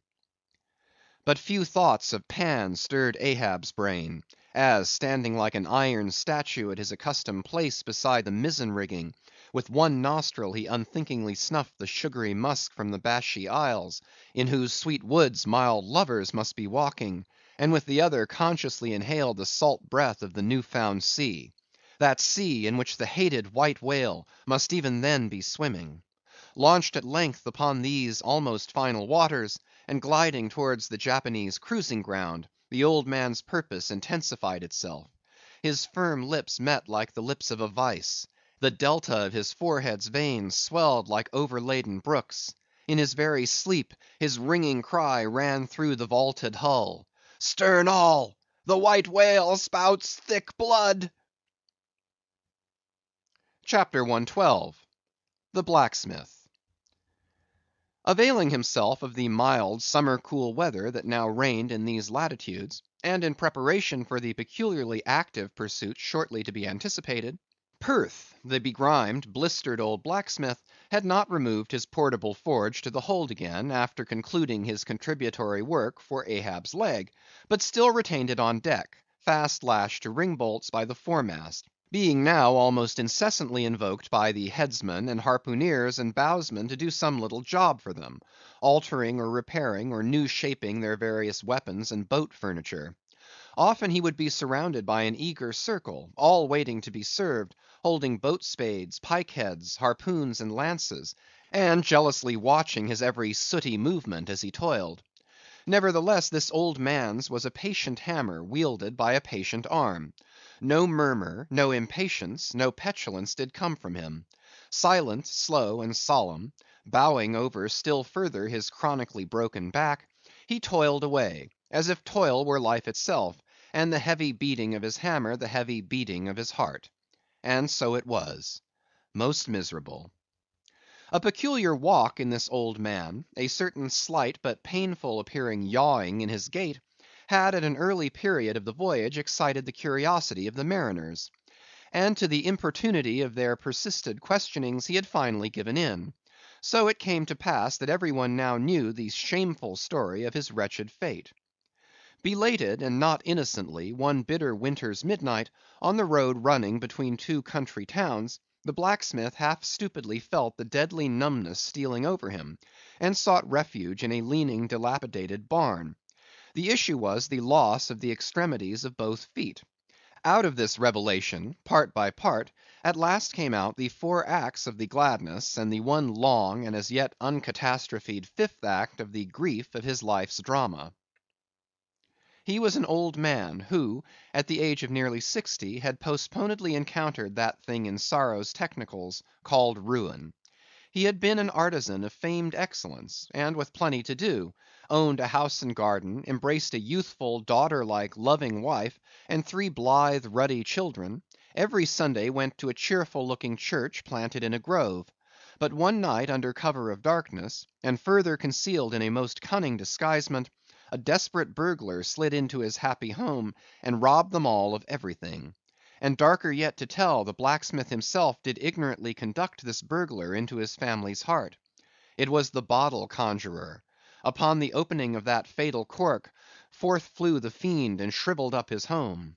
Now for prudent, most wise, and economic reasons, the blacksmith's shop was in the basement of his dwelling, but with a separate entrance to it, so that always had the young and loving healthy wife listened with no unhappy nervousness, but with vigorous pleasure, to the stout ringing of her young-armed old husband's hammer, whose reverberations, muffled by passing through the floors and walls, came up to her not unsweetly in her nursery. And so to stout labor's iron lullaby the blacksmith's infants were rocked to slumber. Oh, woe on woe! O death, why canst thou not sometimes be timely? Hadst thou taken this old blacksmith to thyself ere his full ruin came upon him, then had the young widow had a delicious grief, and her orphans a truly venerable, legendary sire to dream of in their after years, and all of them a care-killing competency. But death plucked down some virtuous elder brother, on whose whistling daily toil solely hung the responsibilities of some other family, and left the worse than useless old man standing, till the hideous rot of life should make him easier to harvest. Why tell the whole? The blows of the basement hammer every day grew more and more between, and each blow every day grew fainter than the last. The wife sat frozen at the window, with tearless eyes, glitteringly gazing into the weeping faces of her children. The bellows fell, the forge choked up with cinders, the house was sold, the mother dived down into the long churchyard grass, her children twice followed her thither, and the houseless, familyless old man staggered off a vagabond in crape, his every woe unreverenced, his grey head a scorn to flaxen curls. Death seems the only desirable sequel for a career like this. But death is only a launching into the region of the strange untried. It is but the first salutation to the possibilities of the immense remote, the wild, the watery, the unshored. Therefore, to the death‐longing eyes of such men, who still have left in them some interior compunctions against suicide, does the all‐contributed and all‐receptive ocean alluringly spread forth his whole plain of unimaginable, taking terrors, and wonderful, new life adventures; and from the hearts of infinite Pacifics, the thousand mermaids sing to them, "Come hither, broken hearted! Here is another life without the guilt of intermediate death. Here are wonders supernatural, without dying for them. Come hither, bury thyself in a life which, to your now equally abhorred and abhorring landed world, is more oblivious than death. Come hither, put up thy gravestone too within the churchyard, and come hither till we marry thee. Hearkening to these voices, east and west, by early sunrise, and by fall of eve, the blacksmith's soul responded, Aye, I come. And so Perth went a whaling. CHAPTER 113. The Forge. With matted beard, and swathed in a bristling shark-skin apron, about mid-day, Perth was standing between his forge and anvil, the latter placed upon an ironwood log, with one hand holding a pike-head in the coals, and with the other at his forge's lungs, when Captain Ahab came along, carrying in his hand a small rusty-looking leathern bag. While yet a little distance from the forge, moody Ahab paused, till at last Perth, withdrawing his iron from the fire, began hammering it upon the anvil, the red mass sending off the sparks in thick hovering flights, some of which flew close to Ahab. "Are these thy mother Carey's chickens, Perth? They are always flying in thy wake. Birds of good omen, too, but not to all. Look here, they burn, but thou livest among them without a scorch." "Because I am scorched all over, Captain Ahab," answered Perth, resting for a moment on his hammer. "I am past scorching. Not easily canst thou scorch a scar." "Well, well, no more. Thy shrunk voice sounds too calmly, sanely woeful to me. In no paradise myself, I am impatient of all misery in others that is not mad. Thou shouldst go mad, blacksmith. Say, why dost thou not go mad? How canst thou endure without being mad? Do the heavens yet hate thee, that thou canst not go mad? What wert thou making there?" "Welding an old pike-head, sir. There were seams and dents in it." "And canst thou make it all smooth again, blacksmith, after such hard usage as it had?" "I think so, sir." "And I suppose thou canst smooth almost any seams and dents, never mind how hard the metal, blacksmith?" "Aye, sir, I think I can. All seams and dents but one." "Look ye here, then," cried Ahab, passionately advancing, and leaning with both hands on Perth's shoulders. "Look ye here, here. Can you smooth out a seam like this, blacksmith?" sweeping one hand across his ribbed brow. "If thou couldst, blacksmith, glad enough would I lay my head upon thy anvil, and feel thy heaviest hammer between my eyes. Answer, canst thou smooth this seam?"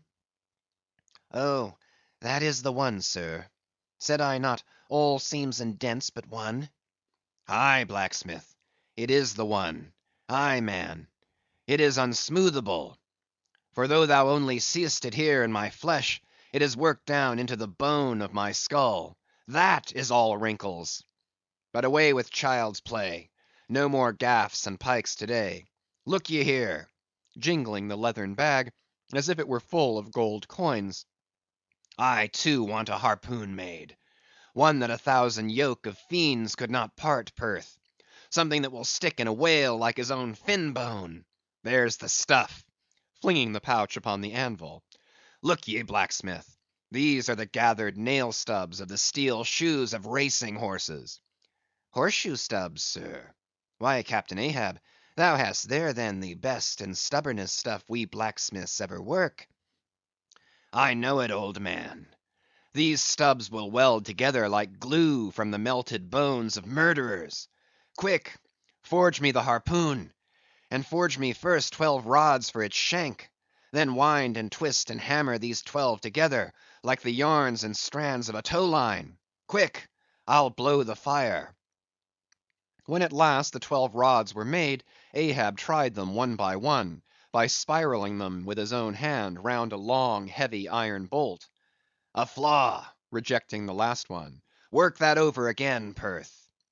This done, Perth was about to begin welding the 12 into one, when Ahab stayed his hand, and said he would weld his own iron.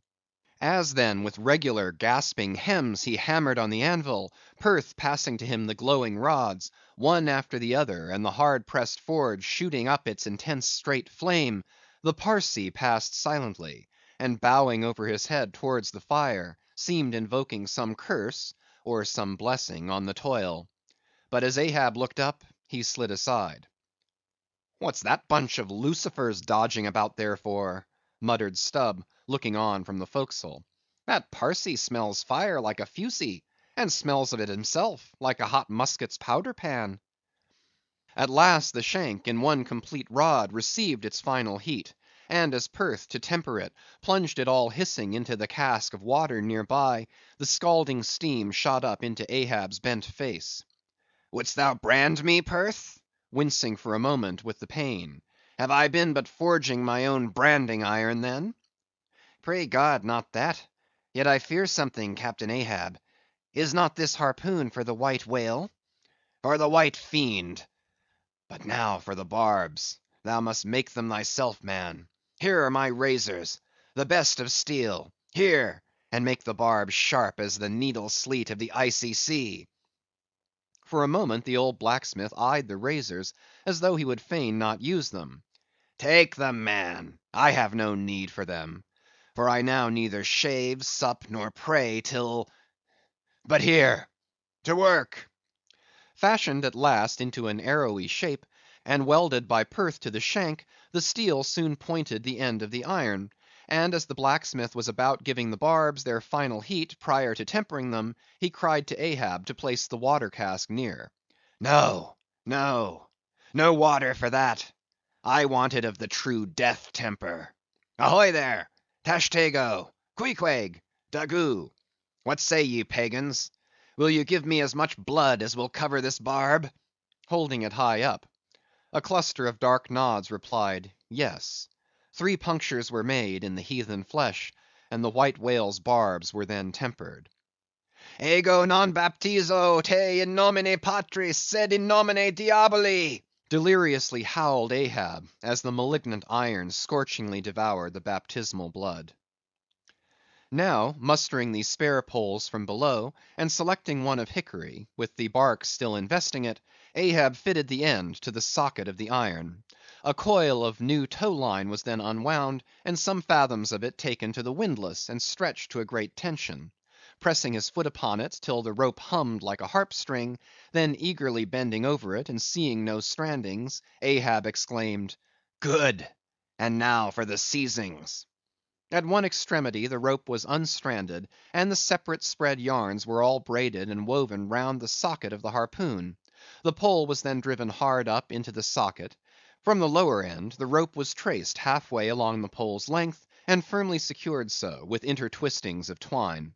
This done, pole, iron, and rope, like the 3 Fates, remained inseparable, and Ahab moodily stalked away with the weapon. The sound of his ivory leg, and the sound of the hickory pole, both hollowly ringing along every plank. But ere he entered his cabin, light, unnatural, half bantering, yet most piteous sound was heard. Oh, Pip! thy wretched laugh, thy idle but unresting eye, all thy strange mummeries not unmeaningly blended with the black tragedy of the melancholy ship, and mocked it. End of chapters 109 to 113.